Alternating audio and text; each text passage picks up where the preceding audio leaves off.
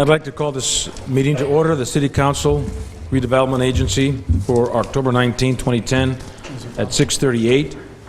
I'd like to defer to our legal counsel to explain what went on in closed session. Thank you, Mr. Mayor. The council met in closed session at 5:30 to discuss 3 cases related to conference with legal counsel. Direction was given, no reportable action was taken. Thank you. At this time, I'd like to note the attendance, and I'd like to have Mr. Guillermo Hermosillo lead us off in the Pledge of Allegiance. Ready? I pledge allegiance to the flag of the United States of America and to the republic for which it stands, one nation, under God, indivisible, with liberty and justice for all. Before we get to the approval of the agenda, we have a couple of changes. I'd like to defer this to our city manager. Thank you, Mr. Mayor and Honorable City Council. We'd like to pull item number 25 from the Enterprise Fund Department agenda, and that'll be heard at a later date in November, and it'll be part of the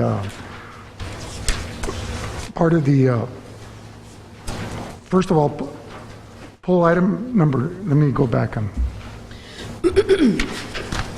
Item number 25,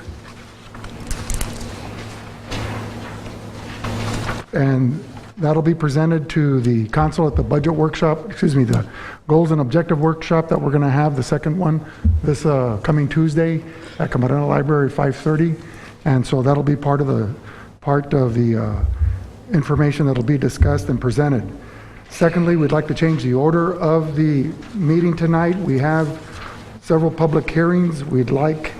Because of time, we'd like to set items 30 and 31 to be on the public hearing. 31 to be before the council at the beginning of this meeting. There is a cancellation tonight from the CHP presentation that Officer Vasquez was wanting to, or Commander Vasquez was wanting to present, so that won't be heard. And I believe that's it. So we'll pull item 25 for the goals and objectives meeting. We'll move item 31 and 30 to after the consent calendar. That would be the wishes of the council?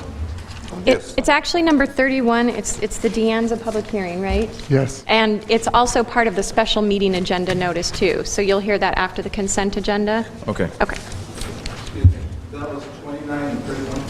30 and 31. Was it 29? 29 and 31. Oh, I'm sorry, 29 and 30. I stand to be corrected. So 29 and 30 will follow the consent calendar. And with those changes, I would like to entertain a motion to approve the agenda. So moved. Moved by Councilman Romero. Is there a second? Second. Second by Councilman Hurtado. All those in favor respond by saying aye. Aye. Opposed? None. Motion carries. The agenda has been approved. The announcements, public comments. Public comments are welcome. Speakers will be limited to 3 minutes. Please complete a speaker form prior to the start of the meeting. If the item you wish to comment on is a closed session item, please comment on it now.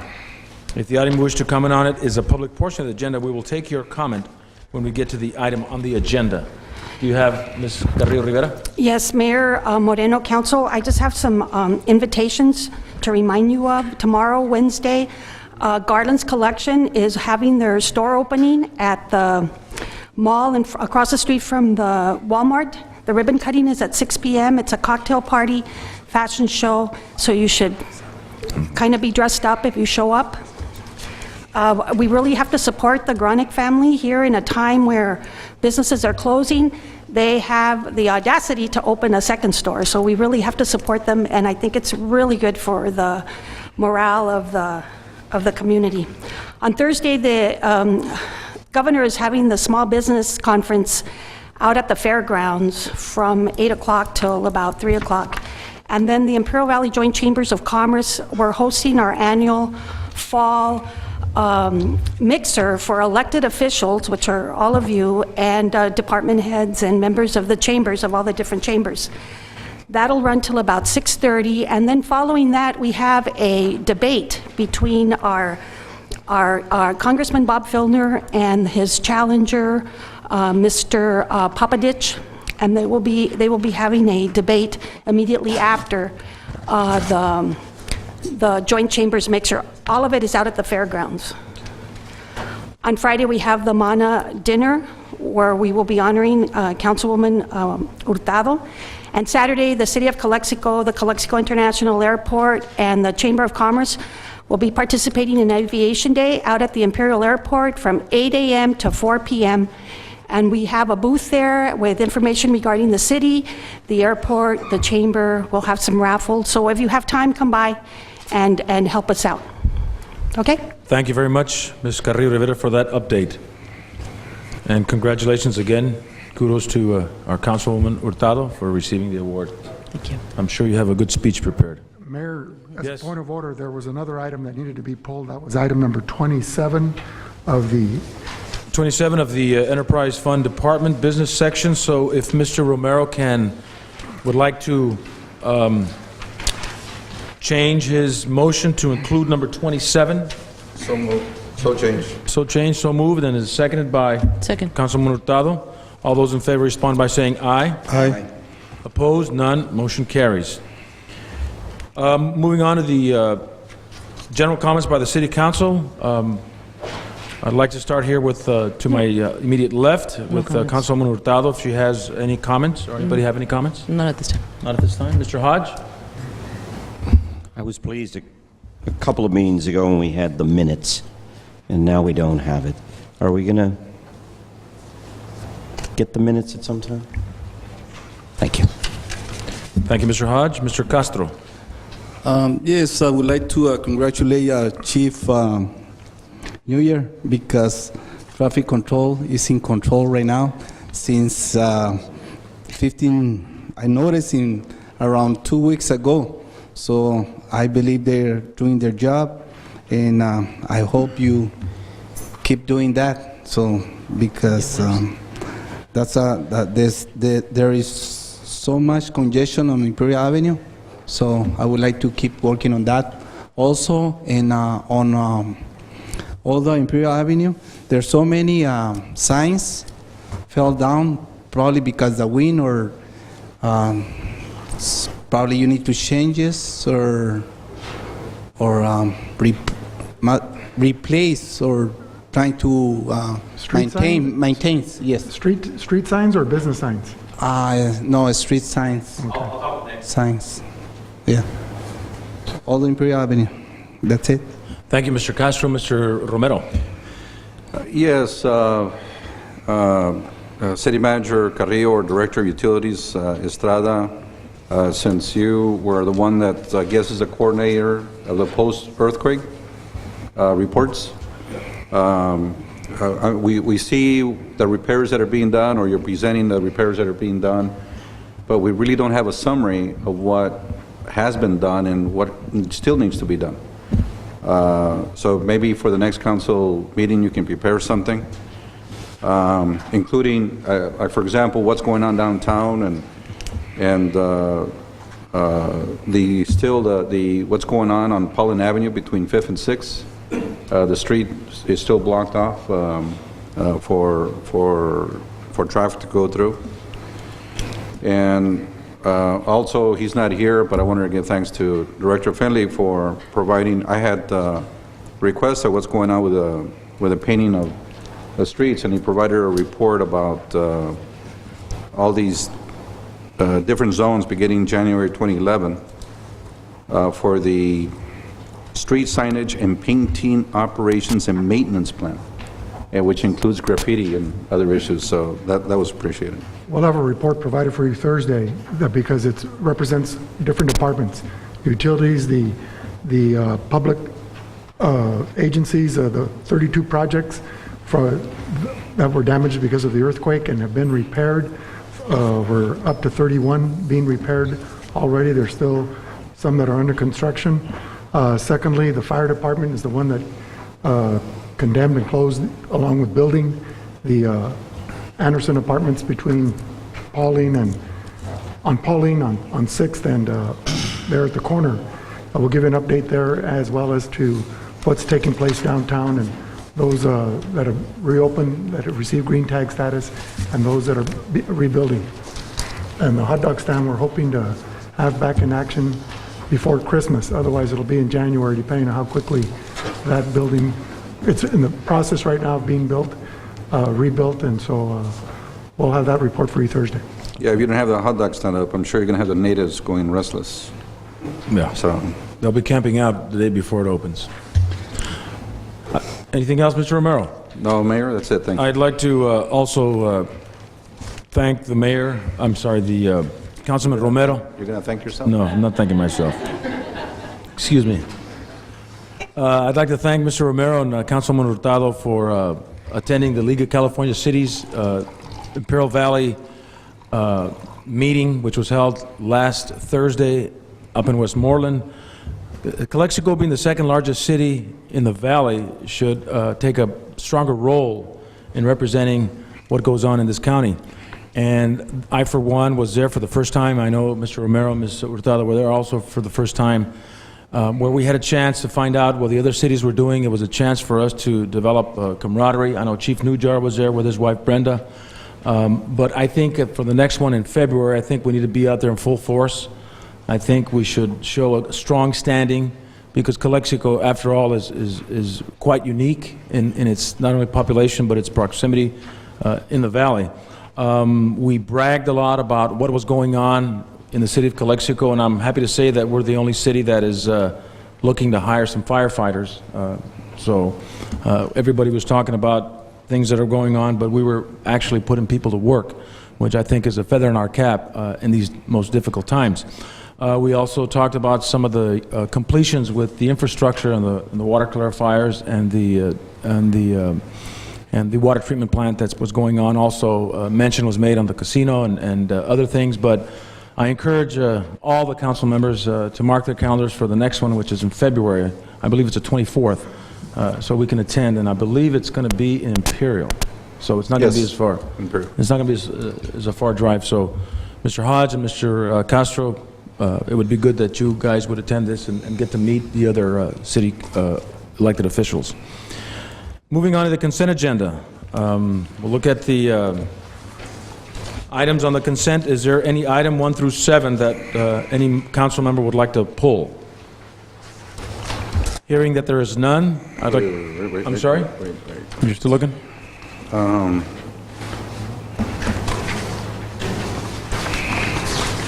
Mimoto, number 2. Number 2. Okay. So that means you'd like to approve 1, 3, 4, 5, 6, 7? Excuse me, Mayor. I'd like to pull number 7. Number 7, okay. Any other items? No, I'll approve 1, 2... 1, 3. 1, 3, 4, 5, and 6. Motion to approve 1, 3, 4, 5, 6. Second. Second by Councilman Hurtado. All those in favor respond by saying aye. Aye. Opposed? Motion carries. Item 2, approve affidavit of warrants paid for July 2010. That's a typo, it's correction, it's for September.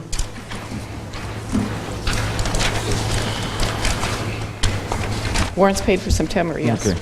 Yeah, the reference shows July. There's, I have some questions on this, but I think it's a mix of, it's confusing having it as one report where it reflects all the different departments, all the different funds. Is there any way for the future that you can generate a report like the way the consent agenda is done, where you can issue 3 reports, one for the general fund, one for... No. You can't? Well, we can, but it would require an Excel spreadsheet. Starting from scratch, Manually yes. done. This report that is in your agenda package is directly right off of our financial package softwares. Would the program, because then it wouldn't require so much labor, would the program permit you to export it to an Excel program, and then by classifying them either general fund or enterprise or redevelopment, they could quickly be separated? We do have reports that can be exported to Excel. I don't think this is one of them, but I will definitely look into it. Please. It'll be easier to review this report. I had some other questions, but really, I just stopped reading it once I realized that everything was mixed up. So I'll save my questions for another time. And with that, if there's no other questions, Mayor, I'll motion to approve. Motion to approve by Mr. Romero, second. Second. Second by Mayor Pro Tem Castro. All those in favor respond by saying aye. Aye. Opposed? Motion carries. Item number 7, authorize mayor to execute right-of-way contracts, quit claim deeds, and all necessary documents to transfer right-of-way to Caltrans as per developer's dedication on Las Brisas Subdivision Unit 7 final map and attached documents. Mr. Castro, you had a question on that one? Yes, I'd like to know how is that work? I mean, you mentioned that only on this subdivision unit final map, only on this document, or Las Brisas, or just in most all the contracts? That's what I understand. I want to know about that. Okay. So what's the question? Mr. Villa? Yes, Mr. Mayor. Mr. Castro, can you please repeat the question? Yes, my question is, we need to authorize the mayor to execute the right-of-way of the contract. I'm talking about only on this Las Brisas subdivision. We need to agree on that, or there's so many items like that, or contracts like that. You're talking just specifically on this item, or It's specific to only this subdivision because it is next to Caltrans right-of-way. Initially, when it was first approved as a final map, Caltrans usually doesn't take the right-of-way until the improvements are done. So in essence, what the subdivided did is dedicated the right-of-way portion along 98 to the city.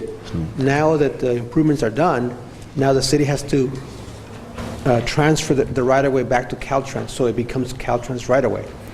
But this project is only specific to Las Brisas subdivision. okay. Las Brisas is south of Highway 98, west of E. Rivera Avenue by Camarena School. And so in essence, by us, there's no fiscal impact to the city, and this land was dedicated by the developer for the State Route 98 widening, as they widened Highway 98 from Andrade, where Sol Market is, all the way out past E. Rivera as you head east out of Calexico.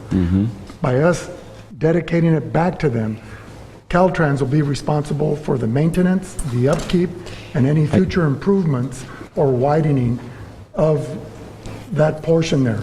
And what it is it's the sidewalk and right-of-way up to the wall there, that's the sound wall for the Las Brisas subdivision.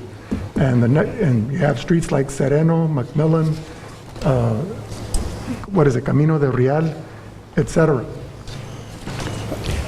I guess the only other question would be is, and with all due respect to Mayor Moreno, but why the mayor and not the city manager? This was part of the agreement. Yeah, I mean, all the agreements are signed by the city manager. Just about all of them, anyway. Some call for the mayor's signature, so this one must have called for the mayor's signature. And it's probably because Caltrans gave us a standard document that requested the mayor's signature. Okay. Is that in the contract, or are you looking for that, or do you know, or you don't know? No, it does, yeah, the does? agreement right here says mayor Mayor? next to it, and it's the Caltrans document. Okay. Any other questions? Well, to piggyback, I think that's what the issue is. I mean, it's not so much the details or the conditions. We understand that. It's just sort of a red flag comes out when, in again, all respect to Mayor Moreno, regardless of who's sitting in the mayor position. Correct. It makes me a little uncomfortable when, you know, it's an absence of checks and balances or separation of power when you're just authorizing one particular position to have all that power. But, Mr. Villa, you're saying that this is a one-time deal? This is a specific situation? Just for this specific situation, not for all future.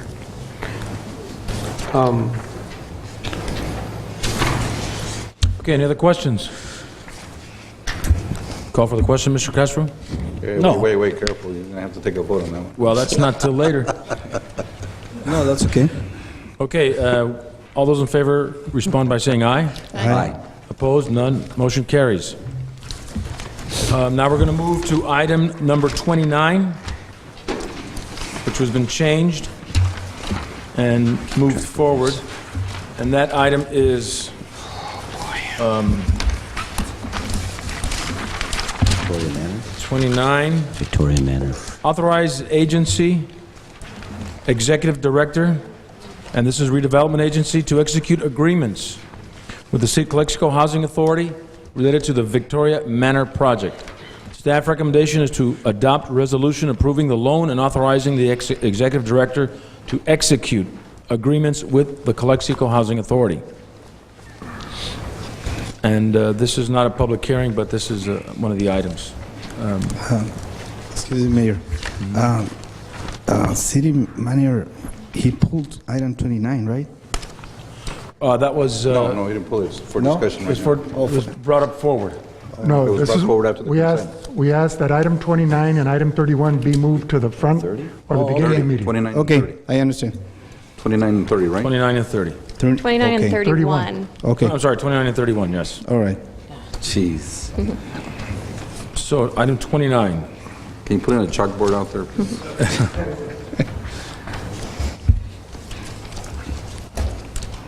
And this is housing set-aside funding, and we should have some background information, or if anybody has a summary for our audience. We'll have Oscar Rodriguez is a come up from the business RDA to provide a summation and history of the agreement and to give the recommended action. Oscar Rodriguez, Assistant Executive Director of the Redevelopment Agency. This is a project that's been ongoing now for 10 years.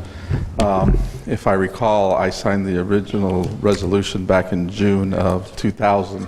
So it's been a long project, but we're hopefully going to finally get to the end of this one. And what this is originally there was Victoria Manor, which is Bud Moreno Apartments, known as Bud Moreno Apartments, that the Housing Authority put together. And as part of the financing, there was a requirement, a $400,000 loan from the Redevelopment Agency. For X reasons, it went back and forth. They didn't get their tax increments on the first round, which was a requirement of the agreement. And so therefore, that obligation went away. And then there was a lot of changes in personnel at the Housing Authority. And therefore, it kind of lost some traction there. And then back in February of this year, then the item was brought back. And a request was made for 200 instead of the 400.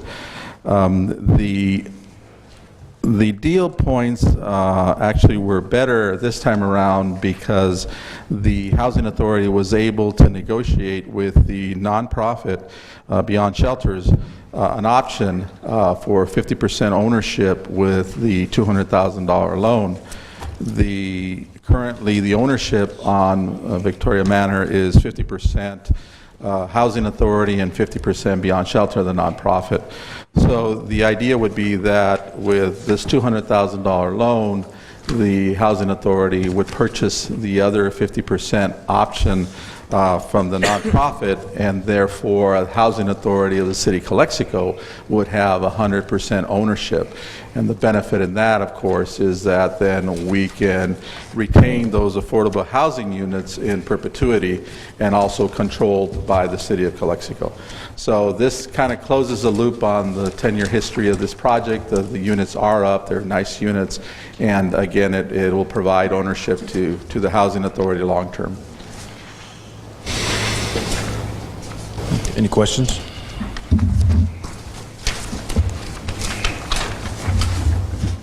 No questions. No questions, motion to approve. Second. Moved by Councilman Romero, seconded by Councilman Hurtado. All those in favor respond by saying aye. Aye. Opposed? None. Motion carries. Thank you. Item 31. And Mr. Mayor, just Yes. for clarification too, it's also the special meeting agenda that has item number 1. It's the same item as item number 31 on the redevelopment agency agenda. It's just that the special meeting clarifies it's a city council public hearing related to a CDBG loan. Okay. Please note that in the record. Now we're going to item 31, which is a public hearing for public comments on the use of program income funds to assist with cost of the rehabilitation of the De Anza Senior Apartments. Staff recommends to hold a public hearing, hear comments on the use program income funds to be utilized in the rehab of the De Anza Senior Apartments and ratify resolution number 10-75. Mr. Mayor and City Council, the council is being asked to hold a public hearing, as you said, and then ratify the prior resolution which approved the loan. And basically, this is program income that is repayments that the city has received since the beginning of the CDBG program that dates back to the early 1980s. And so, without any further ado, I'll have Oscar Rodriguez explain some of the deal points before we open up the public hearing. I think that addresses a lot of the issues. Tonight, you'll hold a public hearing. There was a technicality that the state requested that a public hearing be held on the usage of program income for this particular loan. So that's what we're doing tonight, is holding the public hearing, even though it's been discussed in the past. And Resolution 1075 was passed June 15th. Which allowed the program income to be utilized for this project, and then Resolution 10114 was passed on September 21st, which allowed and approved the loan to be utilized for rehabbing the Hotel De Anza using program income. So tonight we're just closing the loop and cleaning it up by requiring the public hearing, taking in comments on the use of public program income for the rehabilitation of the Hotel De Anza, and then we're requesting that we ratify Resolution 1075 and 10114. Thank you, Mr. Rodriguez. At this time, at 7:06, I'd like to open the public hearing. Anyone in favor of this item, please step forward to the podium, state your name and address for the record.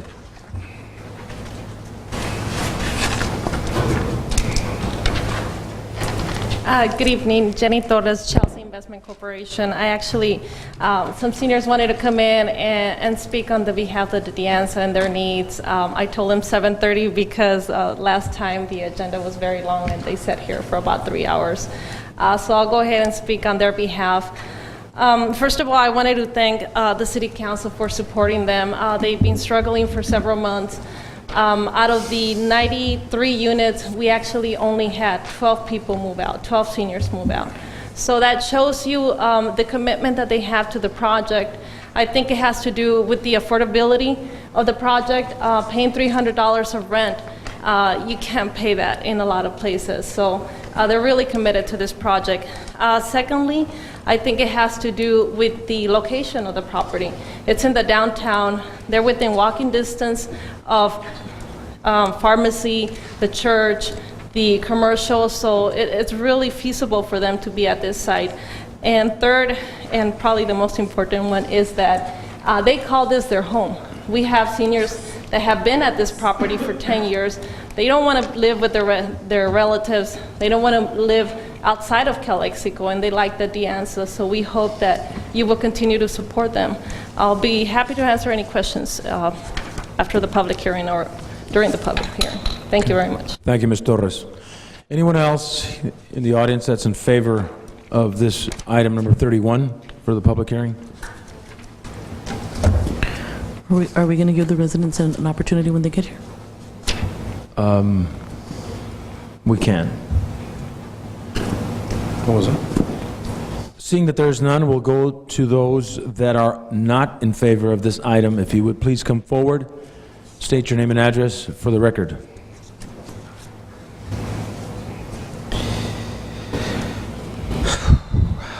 Seeing that there is none, I would like to close the public hearing at 7:08 and bring it back to our council.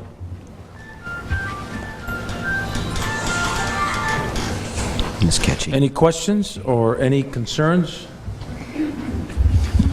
I have none, Mayor. I'll motion to approve. Motion approved by Councilman Romero. Is there a second? Before seconding, I think the only concern I would like to know is the estimated time for completion on the project, and when we could have the residents back in. And I was always very curious about when those residents had to leave that property, did they leave their things inside? Just, we can second for discussion. Okay. Yes, the answer is yes, and the time frame is 60 to 90 days. We're hoping to be able to start moving people in first quarter next year. In response to your Maybe- question, after the building changed in status from red tag to yellow tag to green tag, so to speak, in some areas where some of the businesses were allowed, those that needed to retrieve their personal belongings were escorted by a firefighter to their room and to remove their personal belongings. As far as furniture and things, that wasn't removed. Okay. And the intent was for them to come back. Oh, yeah. Okay. There's a motion on the floor. Mr. Mayor, I just want to clarify that the motion is to ratify both resolutions, 1075 and 10114. 1075 and 10114. Okay, I have to say this. All the arguments have been very, very good, and we're all in favor of bringing back the senior citizens. We're all in favor of keeping our De Anza Hotel. And all those arguments are very strong. I think some of the criticism has been, and on my part, and we've had a good working and business relationship with Chelsea. That's appreciative. But it needs to be said that what bothers some of us, or I'll just speak for myself, is that it is just such a sweet deal for Chelsea. And wished we would have done the terms in a sense that at least Chelsea would have paid the interest a little more. But as it is, I don't want to lose this opportunity with all these favorable advantages of going forward. So I just need to say that on the record. All right, that's all. Thank you, Mr. Hodge. There is a motion on the floor. Is there a second? Second. Second by Councilman Hurtado. All those in favor respond by saying aye. Aye. Aye. Aye. Aye. Opposed? None. Motion carries. Item number 8, advertisement for request for proposal for televising city council meetings. Provide direction to staff on the advertisement for televising the meetings. Mr. Mayor and City Council, this is to advertise for RFPs for televising the city council meetings. The staff recommendation was to provide direction to staff, and the funding source would be the general fund as well as the RDA. The city, just to give a brief history, the city paid Conveyor Group $800 per month for coverage of 2 city council meetings per month. It included an allowance of 5.25 hours per meeting at $75 per hour and a maximum of 2.5 hours per meeting. This went back on May 5th, 2009, where the City Council approved the agreement for televising 24 council meetings, travel time and setup, unedited streaming, and a copy for airing on Channel 2075. That channel is now Channel 10. And that expired on April 20th of 2010. Conveyor Group has expressed a desire to continue. Spectrum has also been filling in since the expiration of that contract. They've been on a rotating basis, and we think would be able to bring some finality. RFPs will be, the deadline is November 2nd, and hopefully we'll bring it back to you in early December so that the council can decide which group they would like to go with for the next year, with an opportunity to extend for a second year. Okay. So all we're asking for is to give authorization to go out for RFPs. Thank you, Mr. Carrillo. We do have one particular individual who would like to speak on this item, and that is Ms. Norma Aguilar.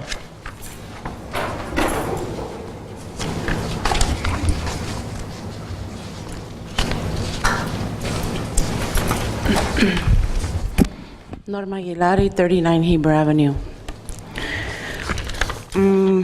My question is fairly simple and direct, is that while it seems like we're looking at expending monies to televise our city council meetings, it seems we're not expending as much effort to get these minutes generated for our city council. How is that need going to be addressed by the council? Because I think that as a taxpaying citizen, we have the right to have a hard copy of the televised meetings. I realize that it's convenient to have it televised and so forth, and you can, get your question answered. But the reality of the matter is that any governmental agency, is run by the minutes. So what is the direction that's going to go in regards to the minutes? Well, in reference to the minutes, the minutes are provided by the city clerk, which is an elected position, and so we're working with the city clerk to expedite the preparation of those minutes to be provided in a timely manner. So hopefully we'll be caught up within the next 2 to 4 weeks. Okay, I'm just pointing out that, just as we're considering, or you are considering, the council is considering allocating monies to televise it, perhaps some of that portion of that money to be televised should be used to provide assistance to Ms. Cordova if so needed to expedite the generation of minutes. We'll take that into consideration. Thank you. Good idea. City Manager, you mentioned that we have to catch up, and I understand that, but why couldn't we at least take it from here, from the most recent meetings, and get the minutes, and then try to catch up from the previous meetings and months?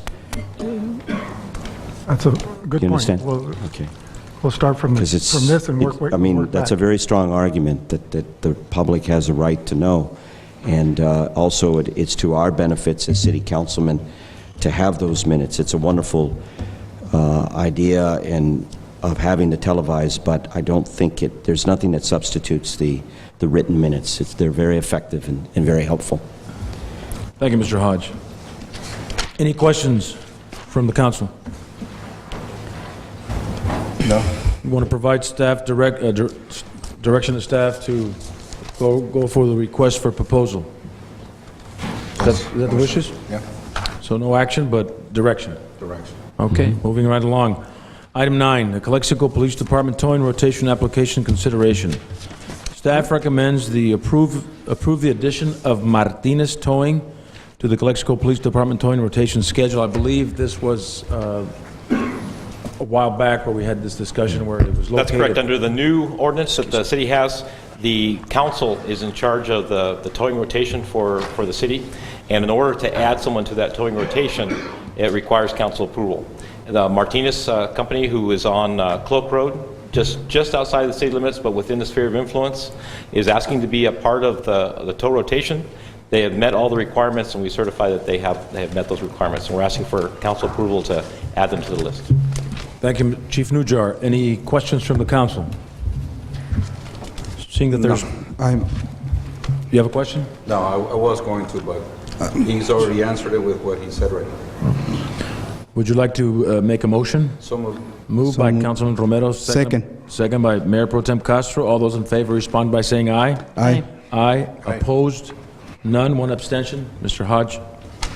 Moving on to item 10, Calexico Police Department revised towing schedule. This is piggybacking on that item?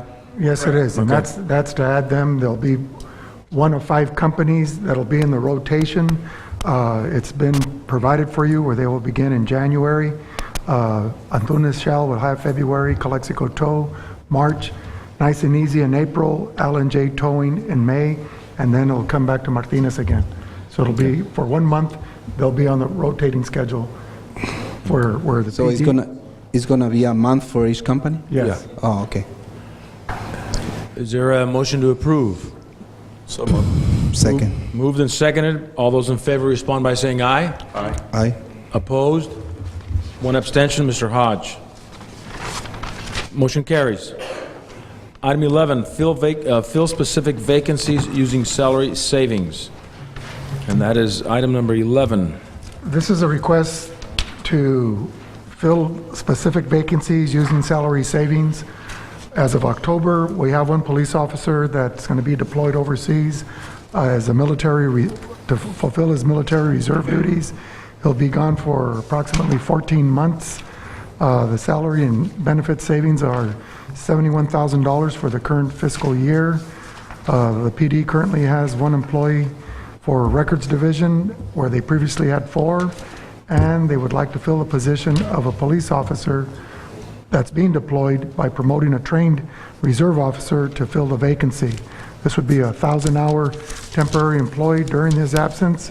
It would be $20,000 for a records clerk, $40,000 for the reserve officer to fill that position, and there's potential funding from Stone Garden Grant, but I'll let Chief Nujar elaborate and itemize how the funding will take place. That's correct. There's still, I realize that we still have budget issues and we need to recover some money. So I really and truly, I would not be coming and asking you for this if it wasn't extremely necessary. As far as the records clerk, at the present time, I can't identify any other funding source other than general fund salary savings. Under Operation Stone Garden, which is the overtime grant that we've discussed on many occasions, there is a list that's published of the accepted ways you can use the grant to fund various activities. And one of those activities is to be able to bring a person from reserve status up to full-time status during the course of the grant. So I would ask, rather than using salary savings, and to be able to use that portion of the salary savings to help with the deficit, to be able to, we would use the Stone Garden monies to pay that reservist to work in that officer's place that is now or will be deployed. So instead of using salary savings, we would use grant monies instead, saving a certain portion of obviously the general fund. So, question. So, you mentioned that there's 2 accounts, salary savings is one, correct, which right? is general fund. Oh, that's general fund. And also Stone Garden, right? Right, That's which is a grant fund. a grant fund. And so which account you were willing to use? And that's what I'm saying. Unfortunately, Stone Garden will not pay for the records clerk. It would be nice if they did, but there's just no way to be able to do it. If for some reason along the way I can find a different funding source, I will absolutely be using that. But I'd like to use $20,000 of the general fund salary savings that the officer will not be using to pay for the records clerk for the rest of the fiscal year. And when we use the amount of money that's put on there, understanding is that even though it's a temporary employee, even though it's a 1,000-hour employee, the city is still required to pay certain portions over and above the actual salary. We're still required to pay workers' comp, we're still required to pay the unemployment insurance. So there is some small amount of overhead that has to be paid, and that's why I think it equals out to about $20 an hour.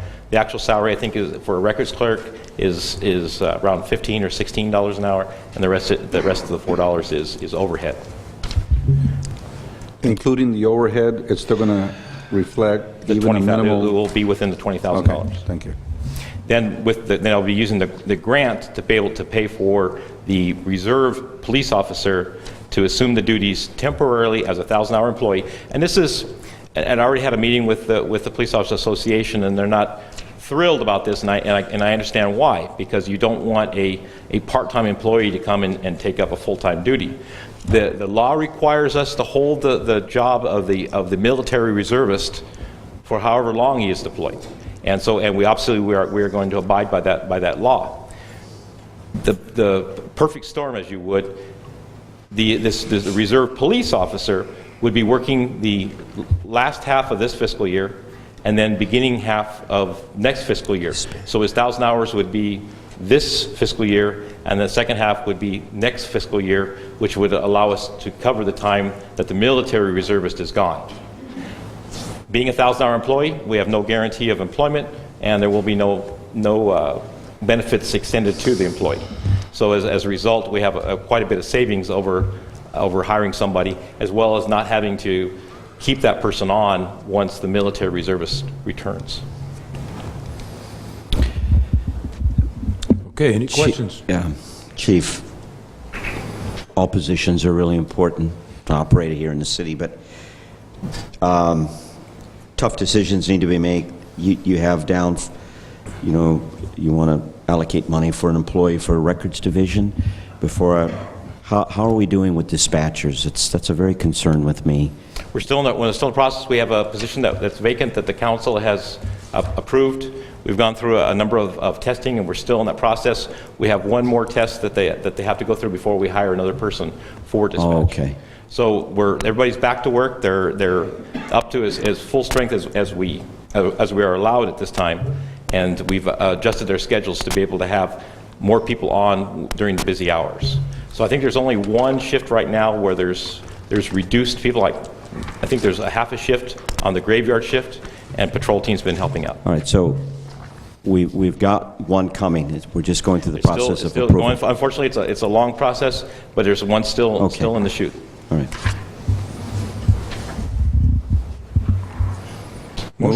Motion? Motion by Romero. Second? Second. Second by Hodge. All those in favor respond by saying aye. Aye. Opposed? Motion carries. Appreciate that. Thank you. You're welcome.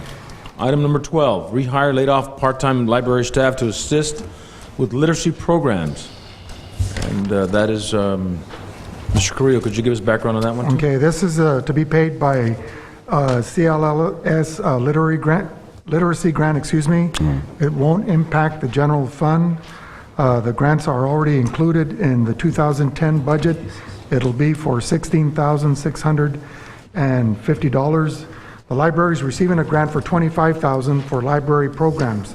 There's two programs that this would pertain to. One is adult literary services, where we've been able to accommodate 123 adults on the past, which included one-on-one tutoring, English reading skills, prepared them to enter the competitive job market. And the program itself is student-oriented in that it's friendly to encourage their participation. The second program for literacy that's being offered out of this is Families for Literacy, where we had 17 families participate.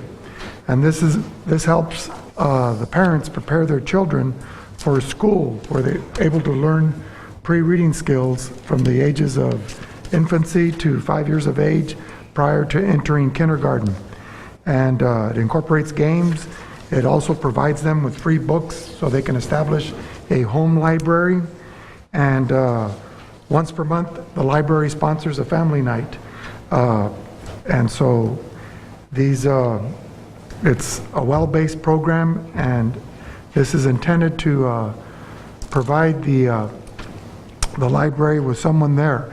The library is currently going through a change, as we would like to be able to rehire one of the 4 laid-off assistants that occurred back in mid-August. We have 3 employees. One's already off on maternity leave, and there are 2 others in the next couple of months into the new year that'll also be off for maternity leave.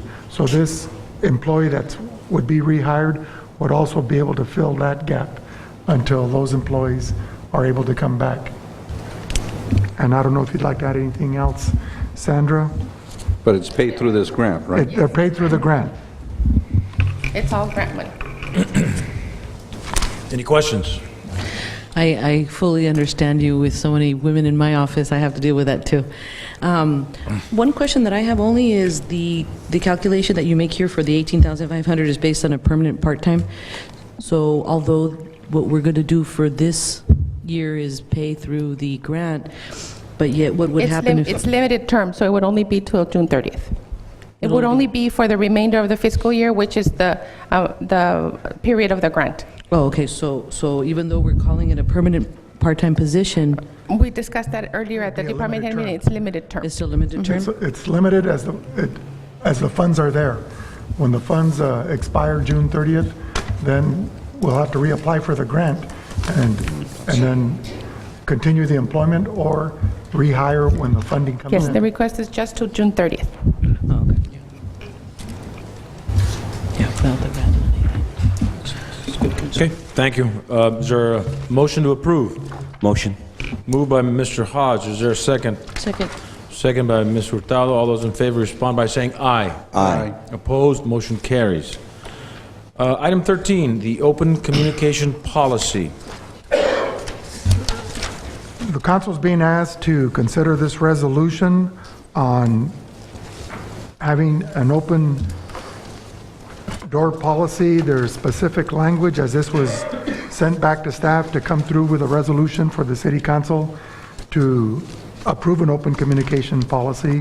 It's there provided for you in the backup and provides certain criteria and guidelines.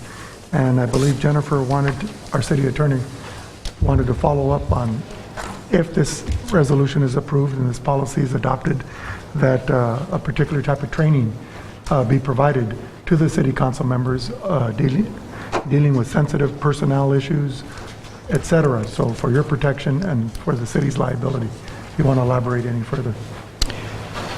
But, and that, I think that's worthwhile to do, whether we were doing this or not, considering this resolution. But again, it states here, and I think it was very, very well written, it's pretty clear to me now that the policy does not apply to personnel-related matters.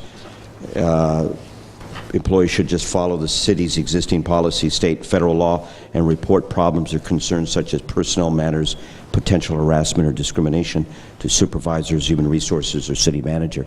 And that's where it should be.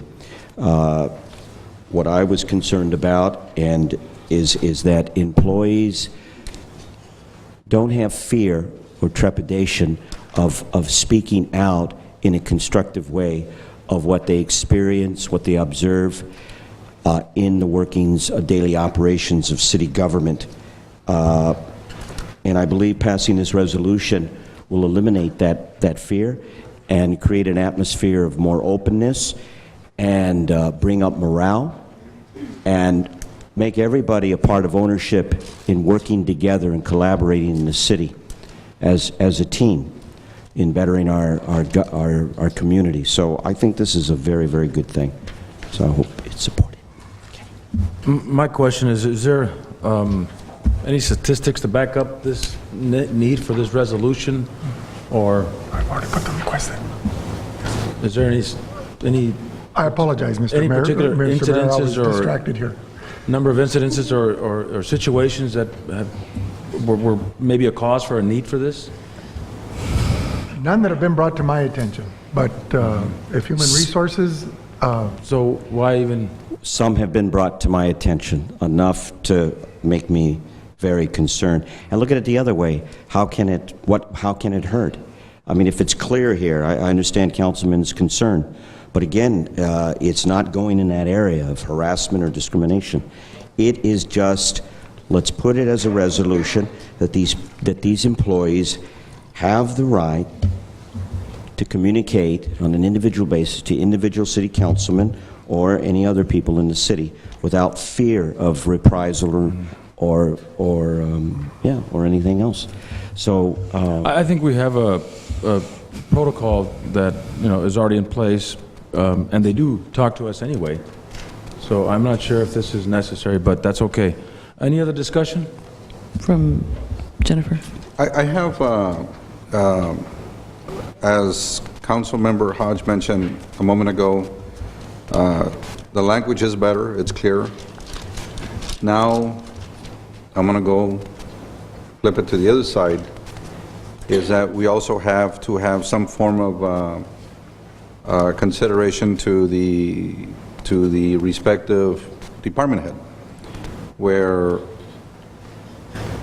although I still believe that this is a very good concept, and I think it's an excellent concept, now it becomes an issue where what kind of internal controls will there be where a staff who wishes to share their concerns with a council member has some duties to do, but then might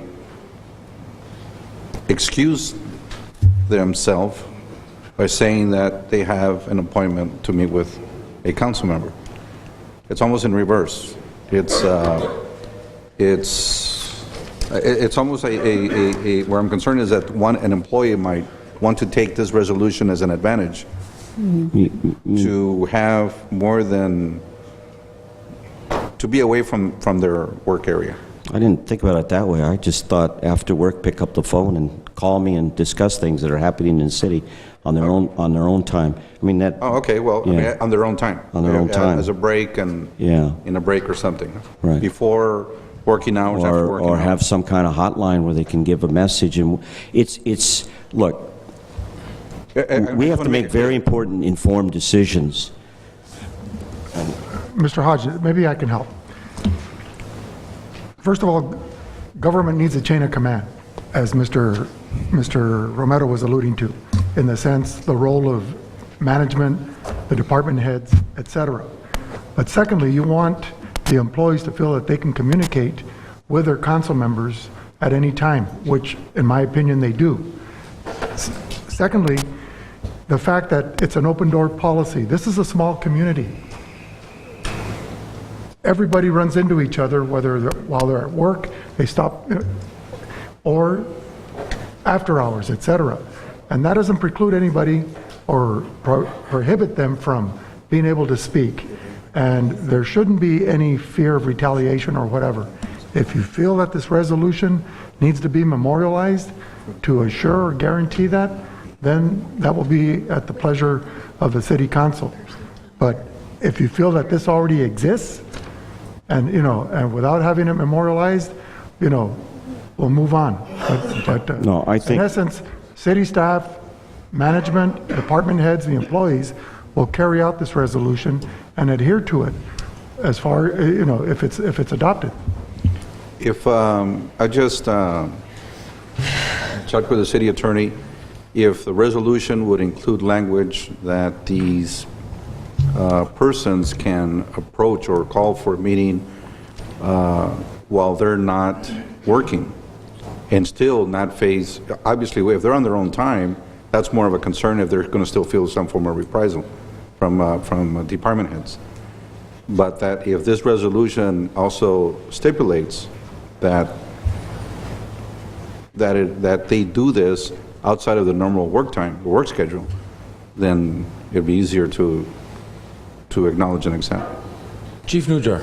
If I may, Mr. Mayor, I have a concern, and as a department head, it's really important that we follow the rules, follow the chain of command, just exactly what we were saying.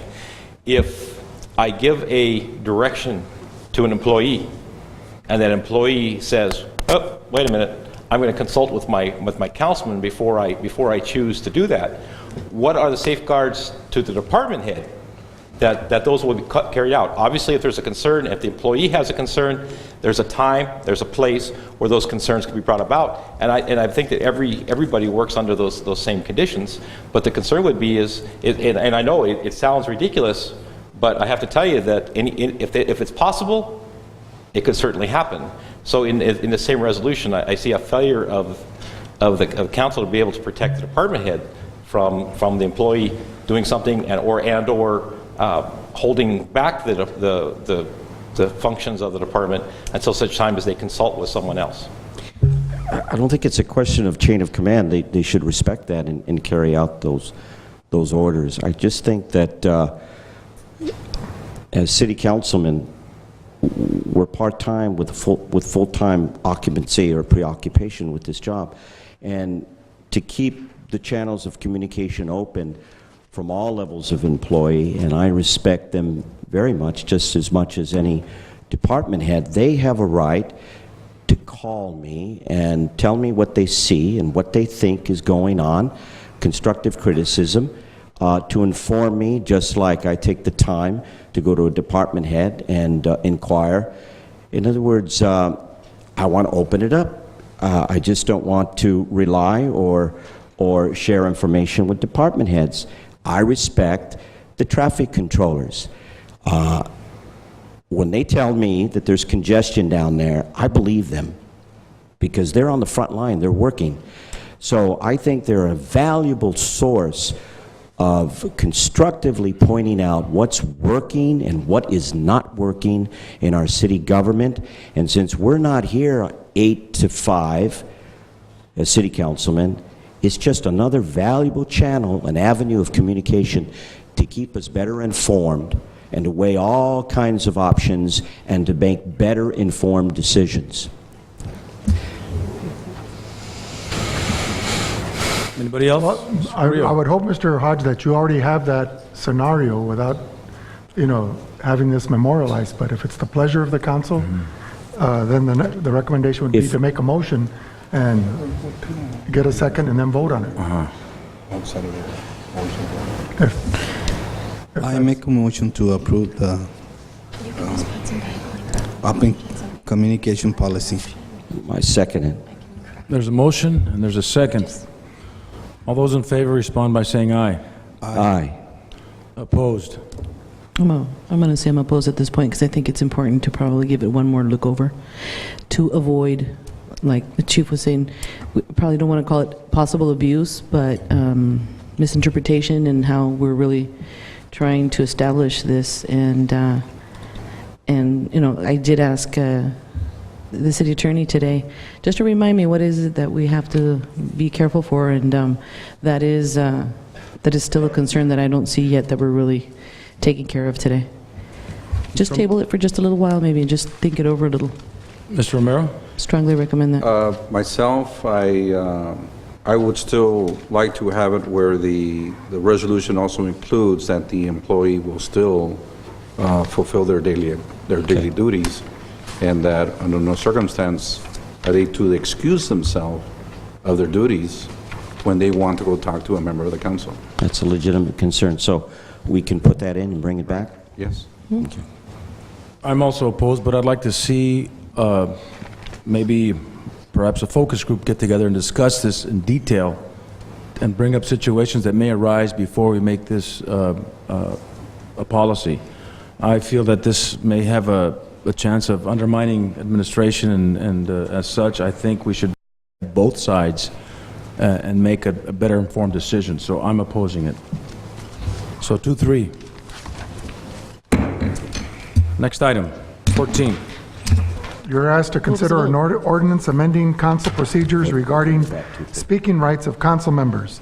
And if you approve this ordinance, we're asking you to waive the full reading and to perform an introduction by reading of the title only. Oh, this is that beast, huh? It's your favorite. Which one? Where are we on? Number 20? Okay. Call for the question. Mr. Romero, we shouldn't have sent you to San Diego and that League of California Cities. Well, it might have been a matter of, as far as the point of order is concerned, Mr. Mayor, that semantics. In other words, calling for the question doesn't mean asking for questions. Calling for the question means to stop the debate. Right. Well, I think what we have right now is working, but if Councilor Romero would like to have any discussion on this or perhaps share his insight? I've already shared enough discussion, and I will motion to approve.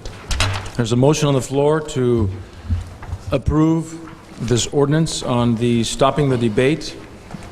Can I call it that? Yes, motion to end debate. End debate, okay. Is there a second? Second. Second by Mr. Hodge. All those in favor respond by saying aye. Aye. Opposed? I'm opposed. Motion carries 4-1.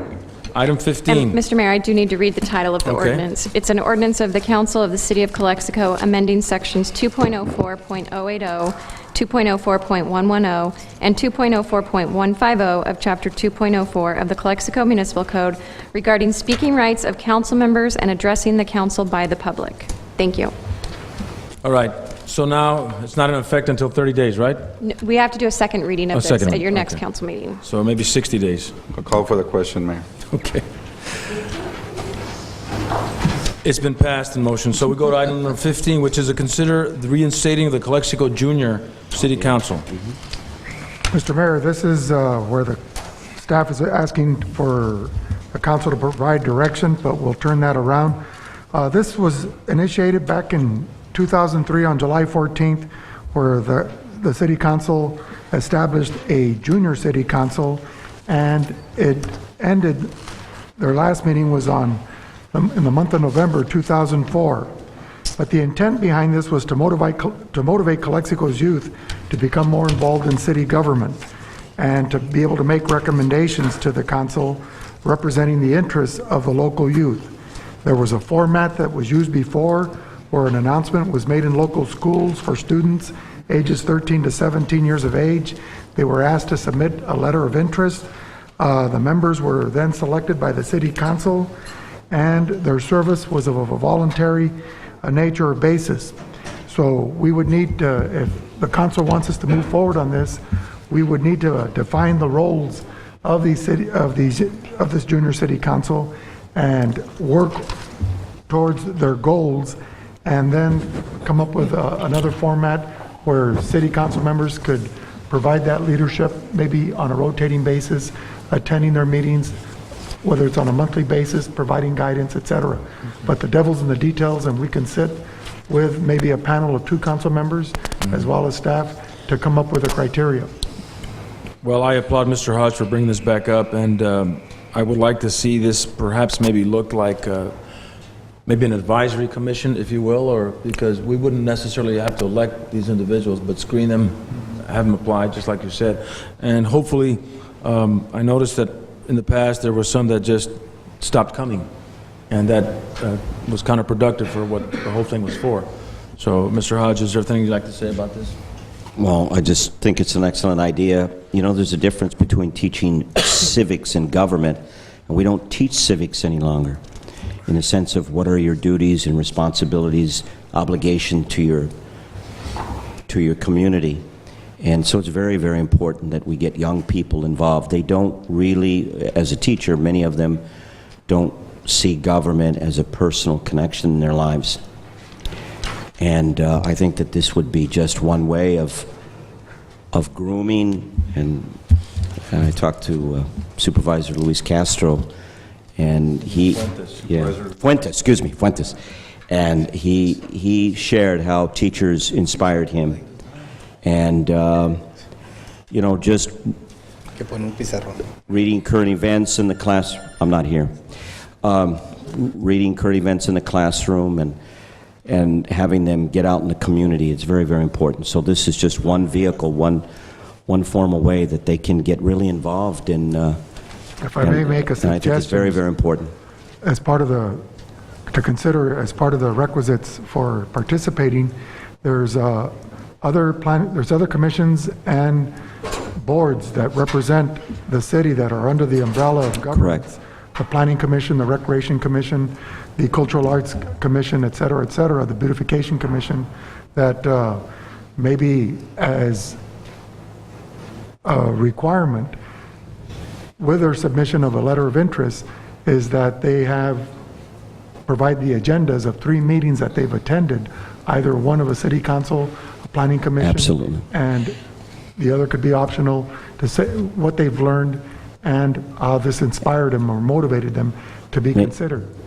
Young people many times have a perception, or maybe it's a reality, or both, that they're not respected, that they're not listened to, and they need empowerment. And so I just want to say that I think they should come forward, one of them should come forward and give reports once a month to the City Council, and in an advisory capacity.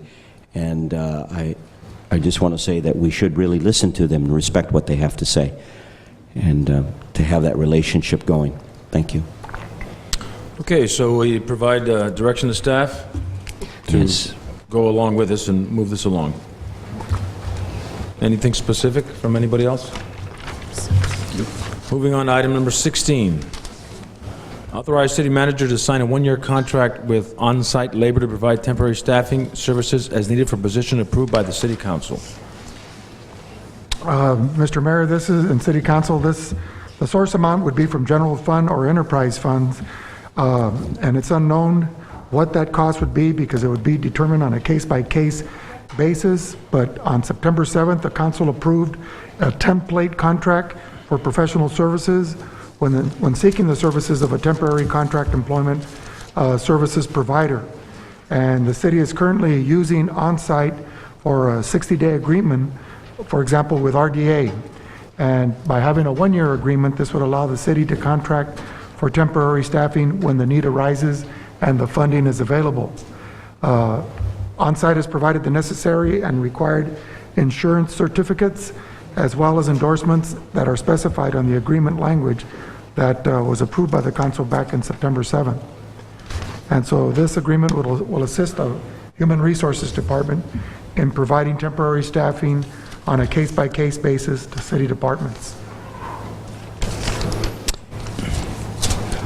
Okay. Do you have anything else to add, Rosman? or? Okay, Mr. Hodge, you have something to say?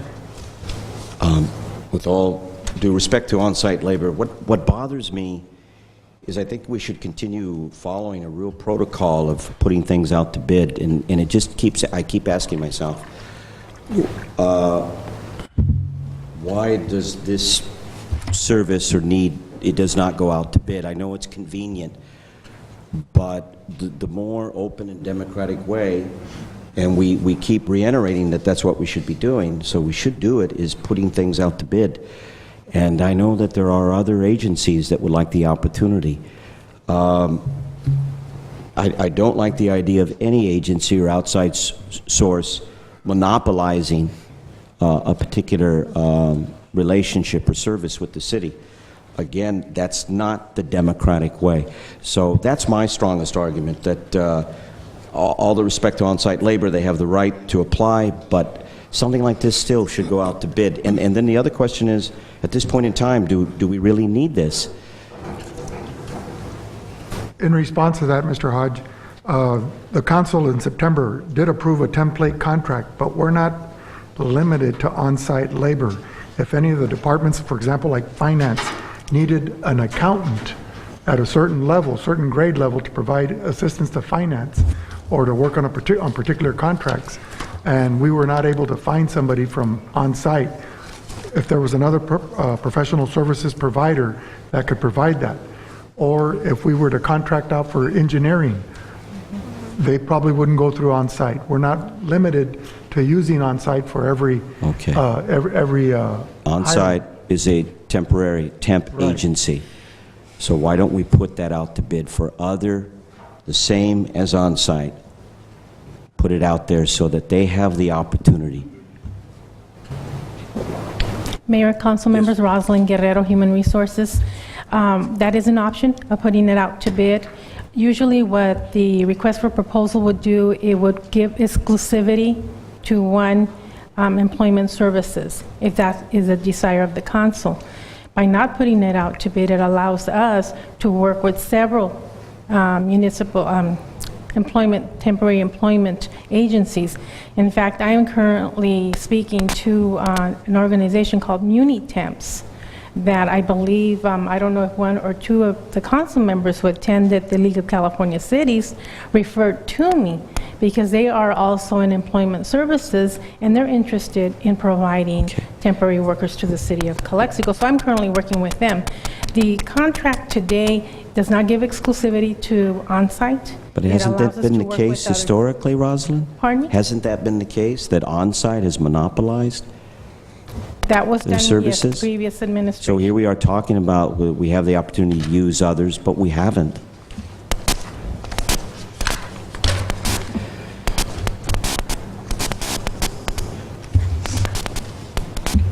Any other question? I do have a question in that Exhibit A and Exhibit B were not filled in as part of the contract for what services will be provided and what rates will be provided. So obviously, if you're asking council to sign tonight, are those going to be subsequently negotiated by the city manager and the contract will be revised to reflect? Yes, because Positions it was and- difficult to put positions on the scope of services other than providing temporary services and the schedule of charges, because until the council approves a position that we may consider using a temporary service, we would need to have the title of the classification of the position and then a schedule of the charge from on-site. So at that time, that's why it's on a case-by-case basis. We would somehow have to have the contract where we can include Exhibit A and B at the time that we need that particular position. Again, we're not talking about a specific position right now as we did with the 60-day agreement with RDA. That was very easy to do. But in this position, or in this instance, we're talking about a one-year contract, so as a case arises, the need arises, then we would determine, do they have a classification that they can fill? And then at that time, we would negotiate the cost and the classification. My only suggestion would be if the council wants, essentially what it sounds like is this would be a standby contract in the meantime. So I would need to revise the agreement just to specify that we're entering into an agreement, but we're not paying him anything and he's not paying or providing anything to us at this point in time, because at some future date, that's when we're actually going to have the position and the cost. And so we would just need to provide that mechanism, because I think the way the template agreement was drafted, it was, we actually need a service. That position would be listed under Exhibit A. The cost for the positions would be listed under Exhibit B.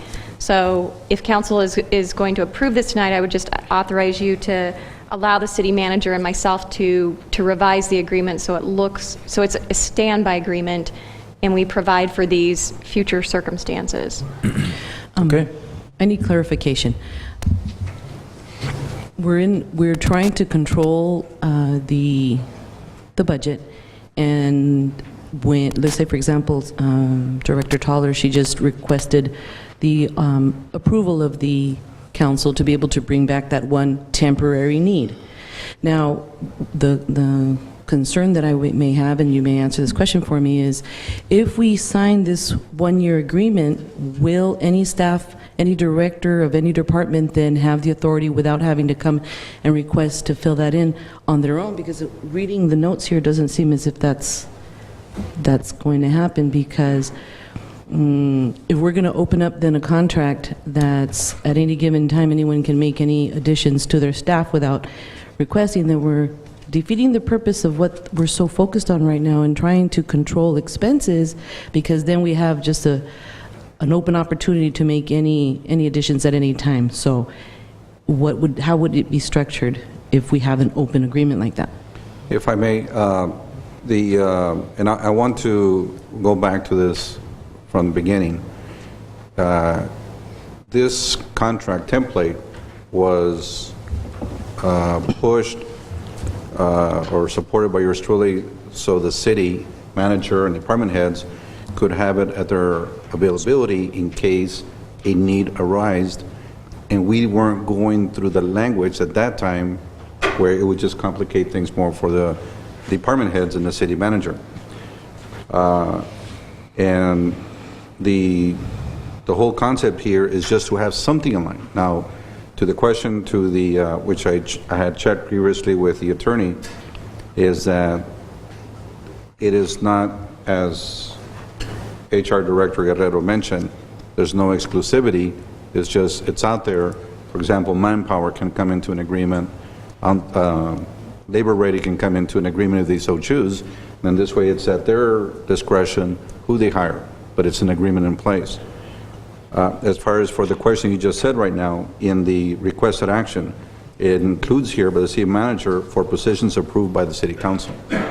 Now, one of the things that which I had mentioned before, especially with the revenue generating department like planning and development services, is if they have a project they have to put together and they need additional staffing. Instead of going through the 1,000-hour employee where you have to keep them for 1,000 hours or that kind of an agreement, if they can put together a team to work that project to expedite all the processes, and all that would be billable to the investor, then and once that project was completed, then he can call the agency and say, the project is complete, the people no longer have to stay here, and they just pull them. We don't hire, we don't fire. It's really through the agency itself. So it's only on a temporary basis. There's no 1,000-hour agreement. There's no indefinite permanent until the grant ends. This is my thinking on it, is maybe having something like this at their disposal that would help expedite the process so the project can get going that much sooner, and the construction will go that much sooner, and revenues for the city will come through that much sooner. Yes, former Councilman Hermosillo. Mayor, council members, you need to keep in mind that EPS is the only staffing agency in the city of Calexico. That's why you need to consider them first. You got to take care of our businesses, Mr. Hodge, first, and then go out and solicit business out of town. Thank you. Thank you, Mr. Hermosillo. Anyway, the whole purpose is to have it as a tool, not necessarily to go out and hire somebody. But that's the template. But by signing a one-year agreement, then You're not committing to hiring anybody. It allows them, if they find a need, like for example, the situation with redevelopment. An agreement had to go into place in order to have this thing available so Mr. Rodriguez could retain the person he had in his department. So once it's completed, it's completed. There's no obligations that they have to go out and get somebody through any one agency. They just have it there. They just have it there as a tool. All they've done is taking care of all of the prerequisites way ahead of time. So if they ever get a call, they get a call. It's like, for example, in my business as a customs broker, I go through a lot of procedures just to have it prepared, just in case a customer or a prospect gives me a call and says, I need your services, I'm already ready. I don't have to go through all the research and all those processes afterwards. Okay. I didn't want to be put in this position, but it's still a monopoly, and I know we need to support our inner city businesses, but for me, I feel that that what I've heard, that this particular agency, there are some questionable or dubious business practices. I would feel only confident to move forward with saying yes to this agreement if we did more of a due diligence on this particular. There's no backup here, and I think we just had that explanation about the important documents that give this agency credibility. But I'm real iffy about this particular business. That's why I'm adamant about what I'm saying. If you need more information or you want this tabled, we can bring this back at the next meeting to provide you with that backup if that's what you need. Yeah. Anyone else? What are the directions? Table it. There's a motion to table. Is there a second? Second. All those in favor respond by saying aye. Aye. Aye. Opposed? I'm opposed. I'm opposed. Motion to table is 3-2. Item 17, which is hold public hearing. Receive input for the general plan amendment 2010-02 and zone change number 2010-02, Raul and Alice Estrada. Proposed general plan amendment from commercial highway to high-density residential usage and subsequent zone change from commercial highway to industrial RA for 33.09 acres of land located at the corner of Scaroni Frontage Road and Robinson Avenue. And I believe Mr. Armando Villa will give us a backup information. Thank you, Mr. Mayor. So the property in question is located at the northwest corner of Scaroni Road and Robinson Avenue, just north of the city. And it's approximately 33 acres in size. And there's 3 actions that are requested of you tonight. One of them is a general plan amendment to be able to change that designation from a general commercial designation to medium high density or high density residential, which would allow up to 20 units to an acre.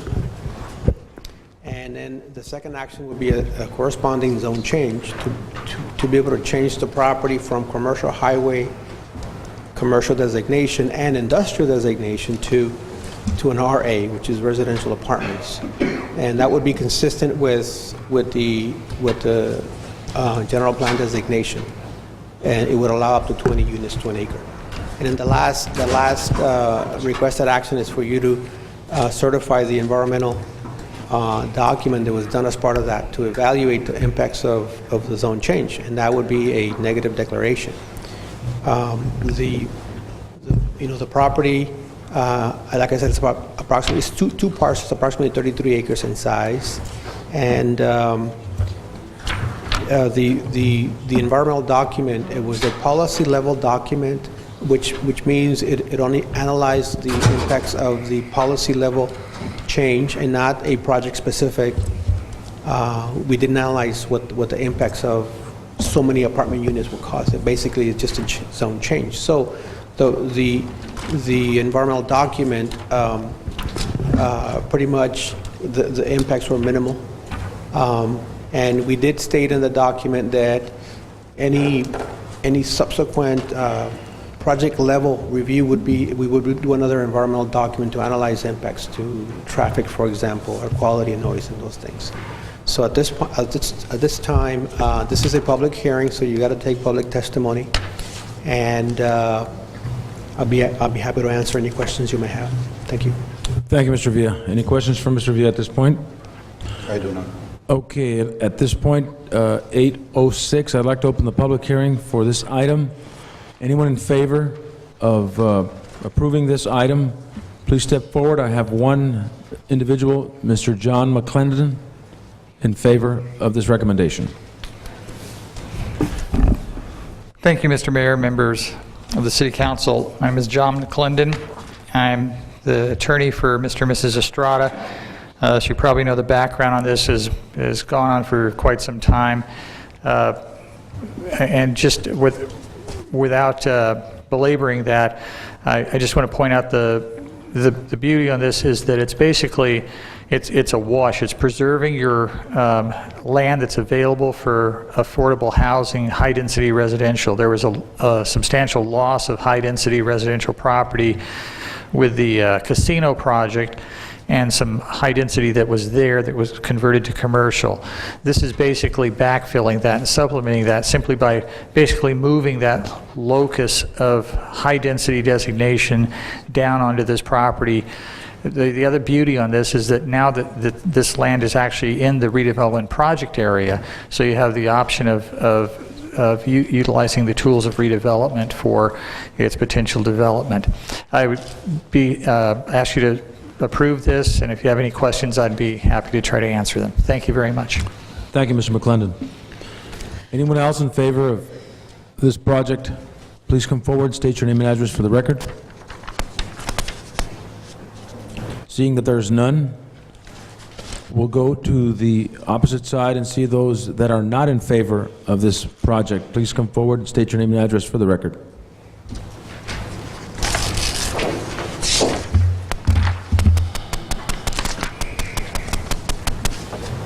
Good evening, gentlemen, honorable mayor, councilman. Not opposed to the project, but this is the last opportunity to come and speak. I had a couple questions, though. Have the lawsuits been dropped by the applicant against the city of Calexico in exchange for the application for this project? If the council approves tonight and there's a second reading because of a zone change ordinance that will occur on November 3rd, I believe, because the council meeting will be moved to November 3rd, the day after that, the dismissal will be filed if the council does the approval of the item. Can you legally have a condition of approval, that action as a condition of approval? Of this project? Well, we've already entered into an agreement? There's a settlement agreement that lists out certain actions, and the final action that the city was going to undertake was to consider this zone change, general plan amendment zone change. So once the city has considered this, I have the dismissal in my office. It's signed by Mr. McClendon, and I will have the right to go to court and file that the day after. So we already have a settlement agreement that sets forth what happens. So that allows now, for instance, the property across the highway to receive applications for construction or any other business that would want to set up in that, not across the highway, across the canal, north of that property. The Calexico where the casino place, is one of those. Right. The Calexico 111 place was the development project that was sued, or that was the subject of the lawsuit, and that will be dismissed on November 4th after council's considered this matter. Great. That was my only concern. Thanks. Thank you, Mr. Fuentes. Anyone that is not in favor of this project, please come forward and state your name and address for the record. Seeing that there is none, I will close the public hearing at approximately 8:11 and bring it back to the council for discussion. Is there any discussion?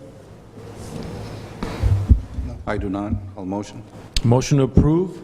Second. Second by Mr. Hodge. This will be the resolution approving the negative declaration. We need 3 motions. 3 motions, so this will be for the negative declaration, 2010-02. So Mr. Romero, Mr. Hodge, all those in favor respond by saying aye. Aye. Opposed? Motion carries. Is there a motion to approve the General Plan Amendment 2010-02? So moved. And I have one correction on that. Page 3 of 4, the first line, it says the city's housing element was certified on June 25th, 2009. It should say June 25th, 2010. So I would just ask that that correction be included. Mr. Romero, is that correction approved? Approved. Is there a second? Second. Second by Mr. Hodge. All those in favor respond by saying aye. Aye. Aye. Opposed? Motion carries. And finally, the zone change number 2010-2. So moved. Moved by Mr. Romero, seconded by Second. Mr. Hodge. All those in favor respond by saying aye. Aye. Opposed? Motion carries. And that's an ordinance, and I will read the title at this time. It's an ordinance of the City Council of the City of Calexico, California, approving a change of zone change from CH and IND, Commercial Highway and Industrial, to RA, Residential Apartment, 12.1 to 20 units per acre, for approximately 33.09 acres of land, generally located on the corner of the Scaroni Frontage Road and Robinson Avenue, zone change number 2010-02. Thank you very much, Ms. Lyon. Going on to item number 18, which is information item, time clocks. And don't recall who brought that one up. Time clocks, this was brought to you for information following what the city has that where there are operable time clocks. We have them at City Hall, the fire department, the water treatment plant, the wastewater treatment plant, and public services. The police department just had a replacement time clock that has been received.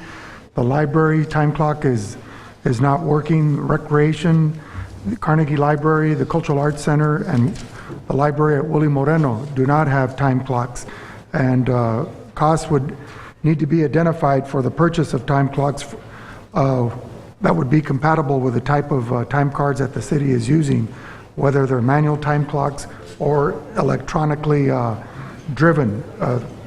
Costs would range anywhere from $1,200 to $4,000 to $5,000. There's three major issues in reference that we would still have to work out. The first is the Fair Labor Standards Act, which is FLSA, regarding some meet and confer issues on potential change in working conditions, record retention, grace periods or tardiness, meal periods and breaks, and also addressing issues involving discipline or termination. So we'll still be working on those, meeting with the bargaining units to finalize those out to address any policy changes that may need to take place.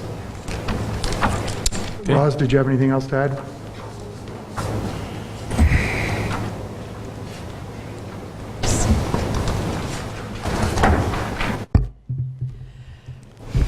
Yes, I would like direction on if this is what the council is wishing, for us to develop a policy that we will then bring back to your council for approval after we have met with the different associations and come up with a policy that then we could draft and bring back to you.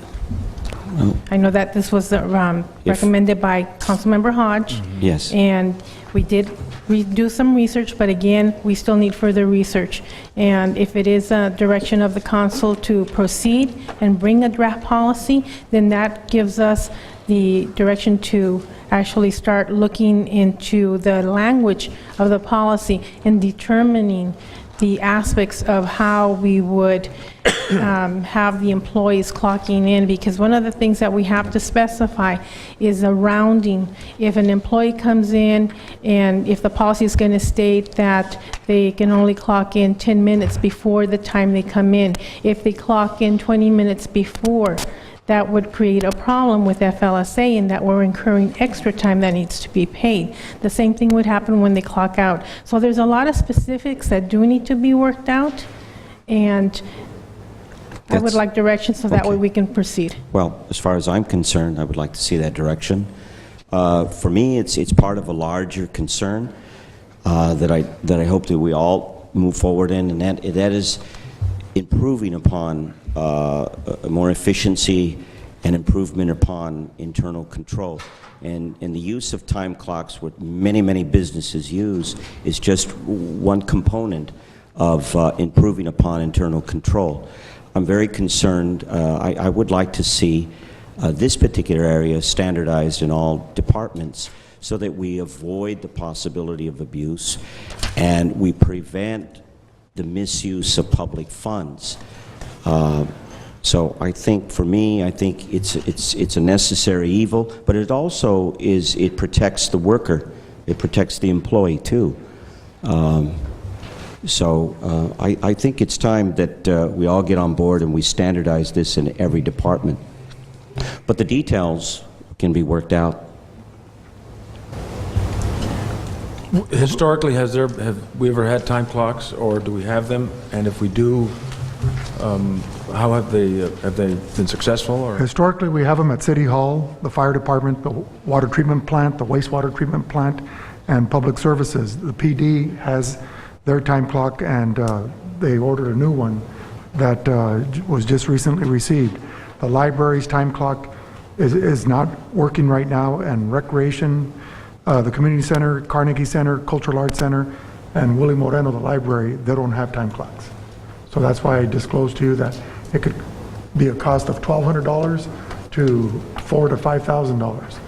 So we'll bring the cost back to you. We'll bring back a more detailed report, and to see if it would be conducive or appropriate to put them in those other places where maybe only one or two employees are checking in, or they're reporting, like in recreation, is out to a field or a park in lieu of reporting in to the community center. But we can work that out. And those are some of the issues that, on working conditions, on meet and confer, that Ms. Guerrero was referring to. if there's doubt about the need of this, maybe we should have the opportunity in closed session to bring in the time cards, and councilmen would be able to inspect, and I'm sure we would be able to get an accurate picture of who's clocking in and who's clocking out. Mr. Musil? Mr. Mayor, if I'm understanding right, that means that everybody's going to clock in and clock out. Because if that happens, you can have people on the clock right now. I'm pretty sure that nobody here is getting paid to be at meetings. We have salaried department heads here. Well, exactly. Now, have them punch in and punch out. They're going to be on the clock now. For me, I wasn't referring to department heads or management. The policy would clarify Yes. exempt and non-exempt employees. Yeah, we could do like other businesses do, work it out. Okay. Any questions? So a policy, I think, would be the first step, and maybe more discussion. Okay.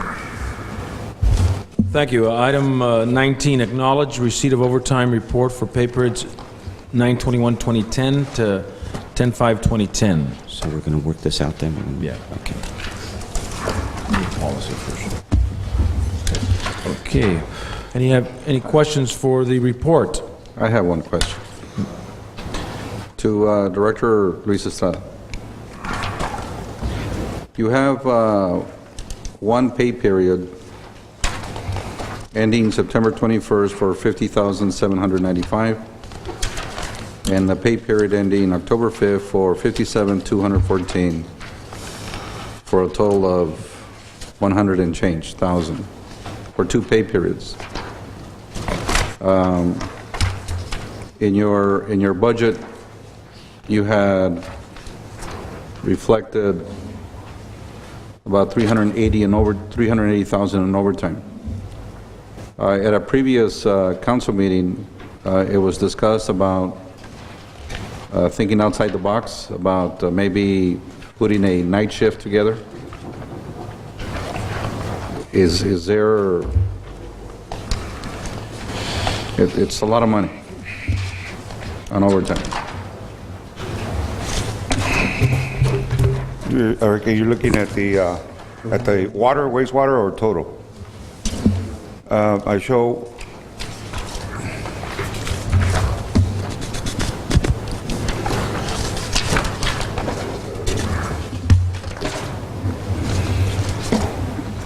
Okay, well, to answer your question, as soon as we approve the budget, I'm going to come back again and request what I requested about a month ago, promotions. Oh.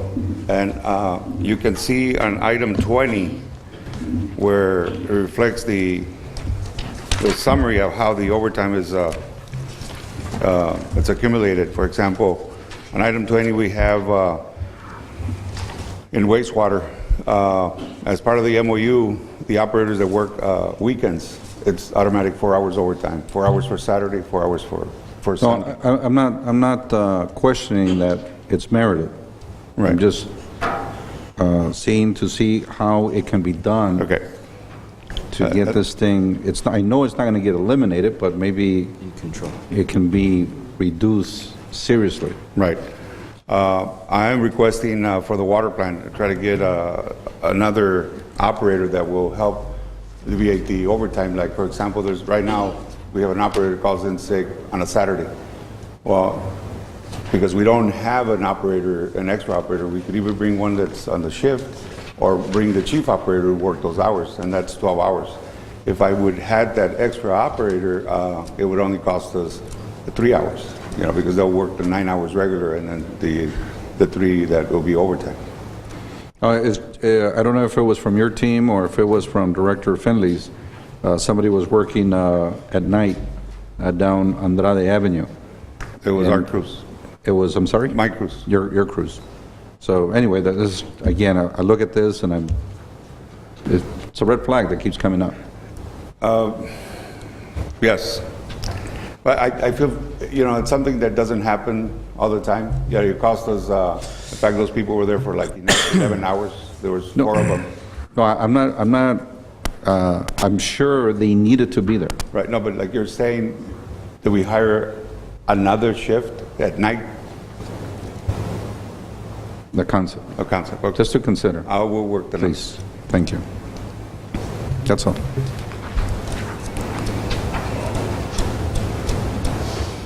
Okay. Anyone else? Okay.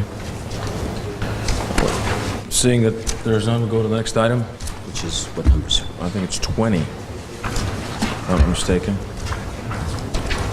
Item 20 was a acknowledge receipt. Oh, that was it right there, right, Mr. Romero? Yes. Okay. So item 21, authorize the Director of Utility Services to file notice of completion for the reparation of a 36-inch influent pipe. Mayor, A point if of I order. may, yes, it's a consent agenda, Items 21 through 24 are consent items. and I'll motion for their approval. Okay. What numbers are they? I'm sorry, what numbers are they?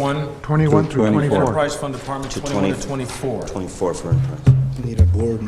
There's a motion on the floor by Mr. Romero to approve 21 to 24 consent calendar enterprise fund. Is there a second? Second. Second by Mr. Hodge. All those in favor respond by saying aye. Aye. Opposed? Motion carries.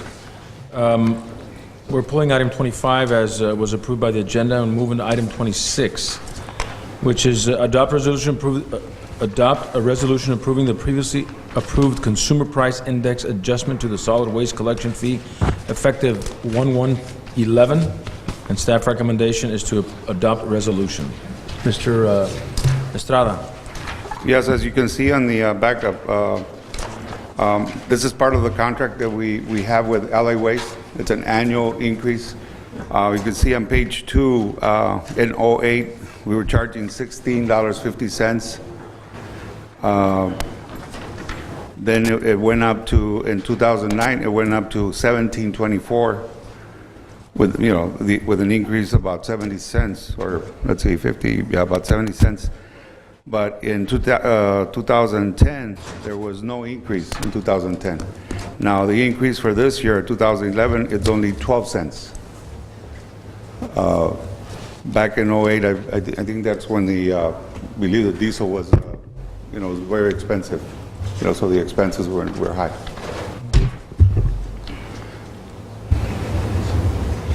Any questions? Concerns? Okay. Is there a recommendation to adopt the resolution? So moved. Moved by Councilman Romero. Is there a second? Second. Second by Councilman Hodge. All those in favor respond by saying aye. Aye. Opposed? None. Motion carries. Mayor? Yes, sir. Can I have the word with Mr. Romero on item 19? That's the balance. It's not the actual expense. The actual So expense. nothing was expensed? The expense, yeah, that's the balance of it. You got me on that one. So the expense, like for example, on the first page, it was $6,500. The following pay period was $6,531. The expense. Not 100 and.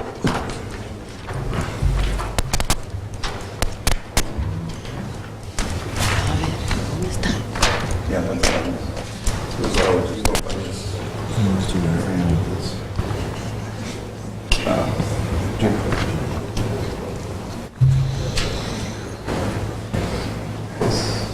Mr. Mayor, Yes. item 27 was also pulled. Yes, I've got that. Yes. I'm going to have a heart attack. So the next item would be item 28 Right.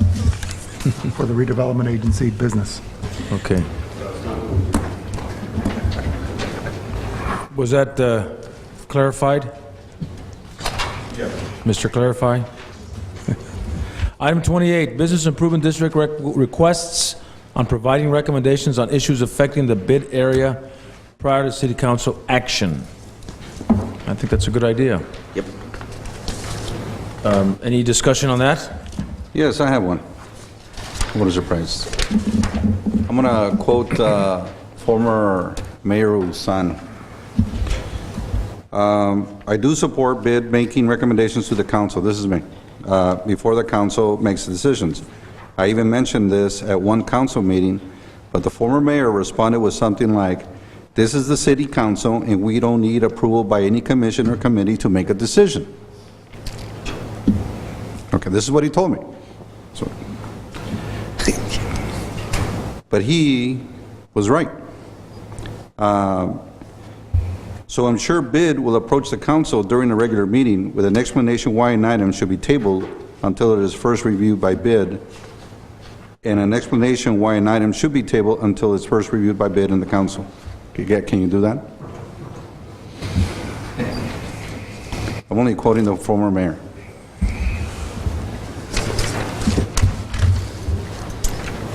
And I understand who is your favorite mayor.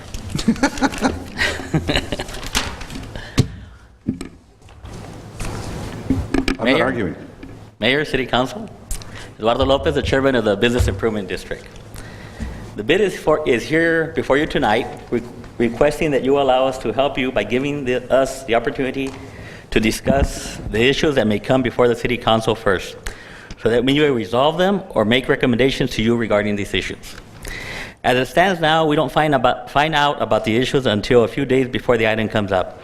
We are not given an opportunity to meet and work on the issue. We meet every 2 weeks before the Wednesday before the City Council meeting. So there will be very little impact regarding wait time for the item. You will still have full control over the item. We just want to make sure you have as much information as possible available. Some examples are two-way traffic on 2nd Street. I came to 3 different meetings every time it was tabled. We did provide a letter, but it never came back. There's a new item coming up, effects on zoning ordinance on the CBID area, which will be coming shortly. And I think the bid should be given an opportunity to make recommendations on that. And, those are just some of the things. So, we're just asking to please give us an opportunity to help you. We're ready and willing to work for a better Calexico. You have any questions? Yeah. I think that's a good idea because you're stakeholders in all of this. And, you're like an advisory committee, so I think it's a great idea. Anybody else? I think that's an excellent idea also, but we should reciprocate, right? So your funding comes from where, Mr. Lopez? Our funding comes from the redevelopment agency, directly from our city council. The city. Do you, I need to be informed. Plus, we also receive $100 per business license in the bid enterprise zone, in the bid zone. Do you, or do you have to provide budget reports to the council? Yes, we do. We provide minutes of our meeting, and we provide a budget, and all our agendas are provided to you. All right, so we do always have that information coming forward. Yes, you do. Okay. And so, much like a planning commission or another commission, you would get the... Exactly. That's all we're requesting. Like I say, we meet on a regular basis. We always meet the Wednesday before the City Council in case we have any issues that we want to bring up to you guys. Mm-hmm. And, it would be great if we'd be allowed to provide input. Maybe we even resolve the issue so it doesn't even come up to you guys. Right. Maybe we can resolve it before it even gets to the City Council. Any questions? Mr. Romero? None at all. Okay, so we provide your recommendations on issues affecting BID. There's no action on this item? Just direction, I guess. Just direction, so we can get them highly involved. Shall we? Sure, we shall. Okay. Item number 30, public hearing and lease agreement with Dole Fresh Vegetables LLC. Staff recommends hold public hearing, proposed lease to Dole Fresh Vegetables for property located at 221 West 2nd Street, which is owned by redevelopment. Approve a 5-month lease from 11/1 to 4/1/2011. Mr. Mayor, this is an honorable city council. This is to rent for the winter season from November through April. As the harvesting comes forward, this is to take those buses off city streets where they can have their pickup and drop off there at the United Farm Workers Building lot on West 2nd Street, just west of Imperial Avenue and Cesar Chavez Boulevard. Okay. And this is done annually? Yes. Okay. This time I'd like to open the public hearing for this item. Anyone in favor of this item, please step forward to the podium. State your name and address for the record.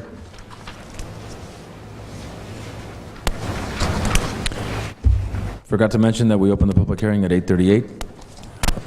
All those not in favor of this item, please step forward.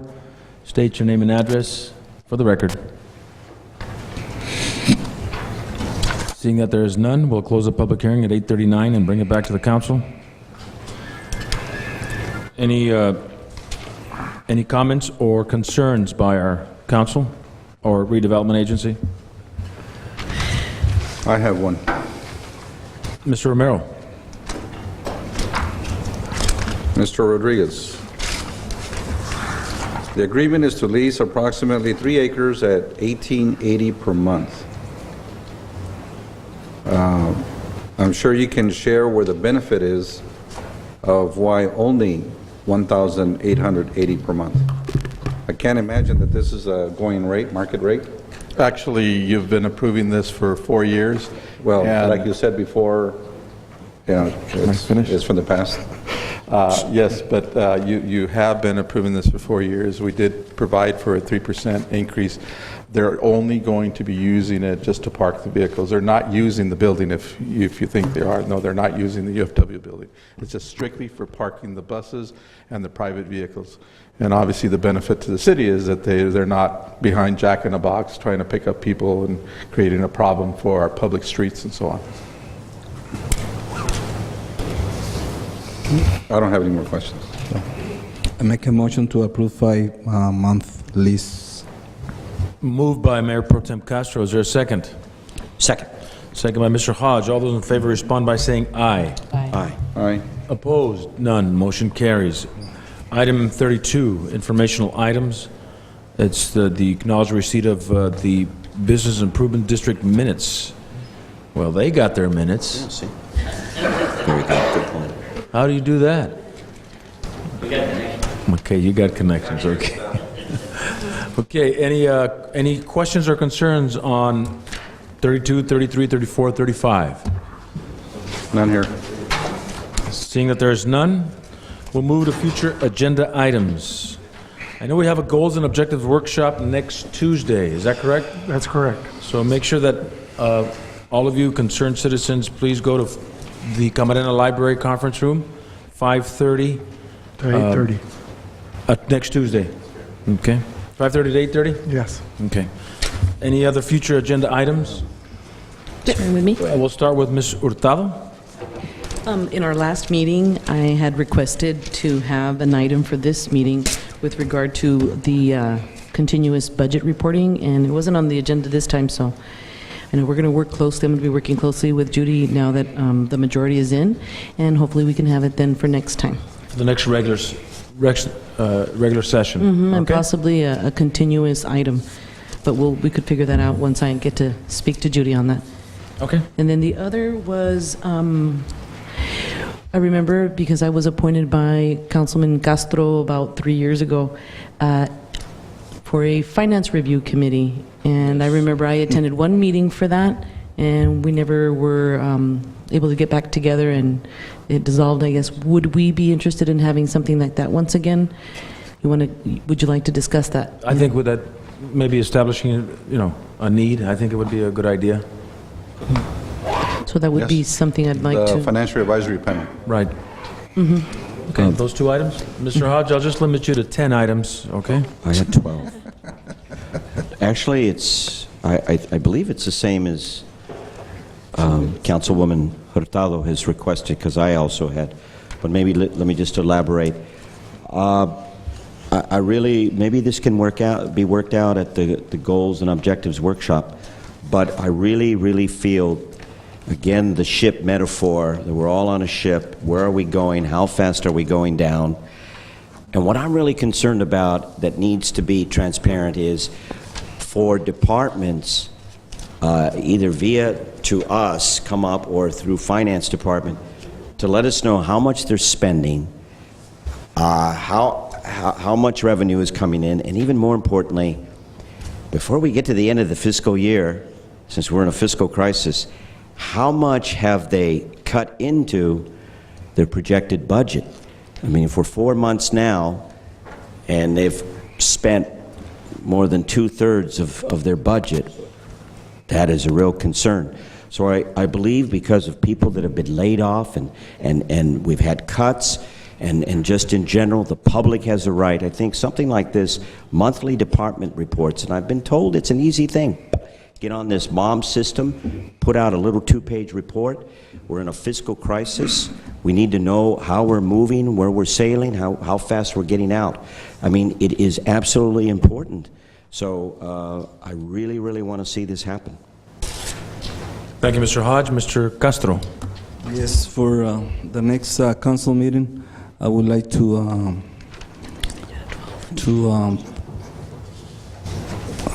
what is it? Oh, to perform an evaluation for the city manager. Mr. Romero? There's 3 things.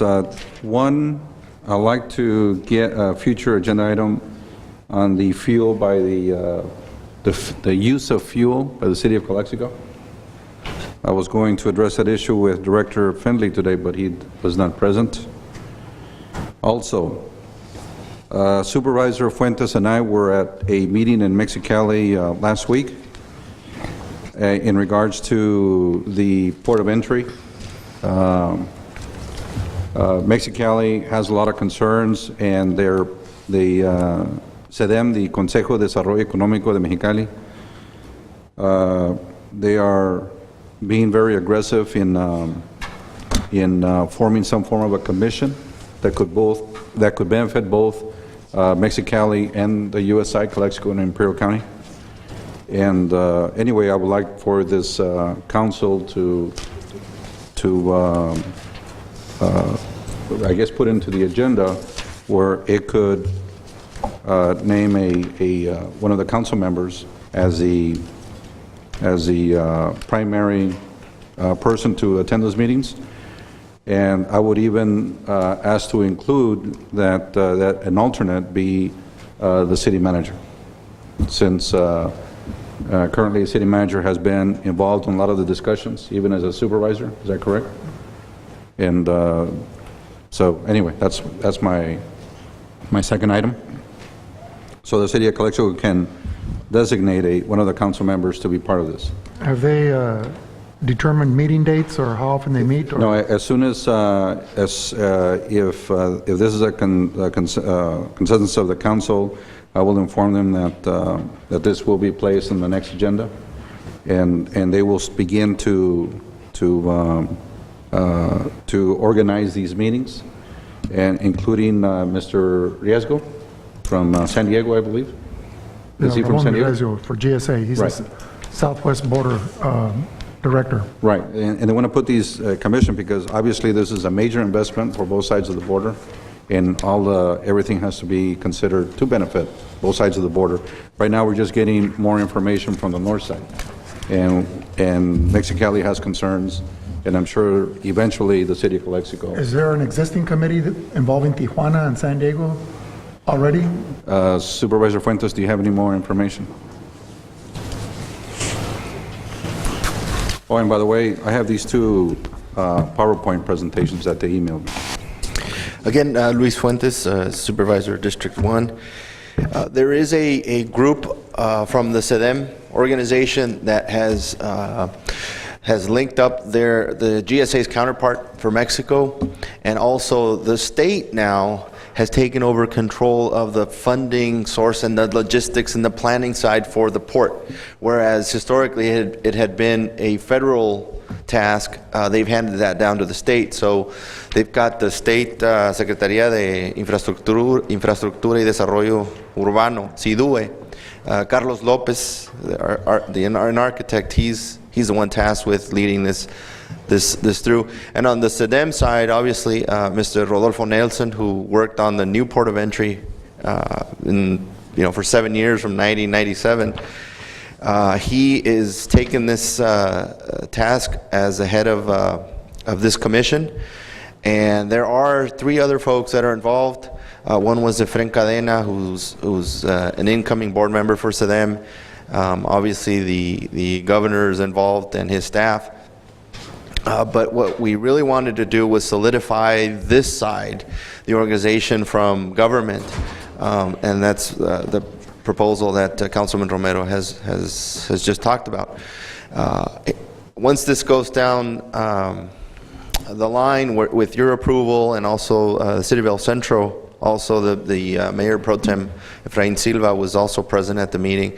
As incoming mayor, he's also taking this to his council, and there'll be somebody appointed there, particularly because of the new controls that have been put in place on the Mexican side, the CIAVE, and the 2-hour wait lines that now we're having in Calexico to go into Mexicali.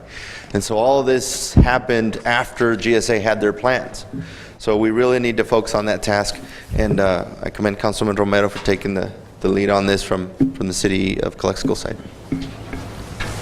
Okay. Thank you very much, Mr. Fuentes. Supervisor Fuentes. And I have one more item.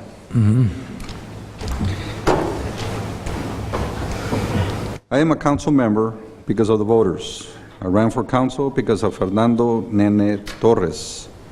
Fernando Nene Torres, as everyone knows, was referred to as the sixth councilman and godfather of Calexico politics by mostly everyone that became involved in politics in Calexico. He has arguably left a print of himself in past and current council members, not just myself, current and former city managers, directors, and staff, and was a frequent visitor at City Hall, in particular the council chambers. He policed the city of Calexico while drawing a run or at home in his comfortable recliner chair. His sources were more than anyone can fathom. He was frequently visited, called, and emailed. With his passing and during his wake, Supervisor Luis Fuentes, while we were next to Nene, surfaced with an idea which I replied with, why not? I first checked with City Attorney Lyon, and she mentioned she found nothing to prohibit it. I then checked with Loli Torres and their son Mike Torres, which they checked with Tina, John, and Steve, and they gave the okay. The future agenda item, respectfully, from yours truly, to be included in the first regular council meeting in November, and with my deepest respect to Nene and his family, is for this council to consider naming this council chamber the Fernando Nene Torres Council Chambers. Very nice, Mr. Romero. I applaud you for that.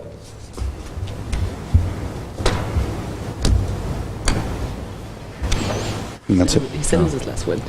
Very nice. How can I follow that? I've got a couple of items. I'd like to see if Measure H, the committee would present a strategic plan for the next council meeting.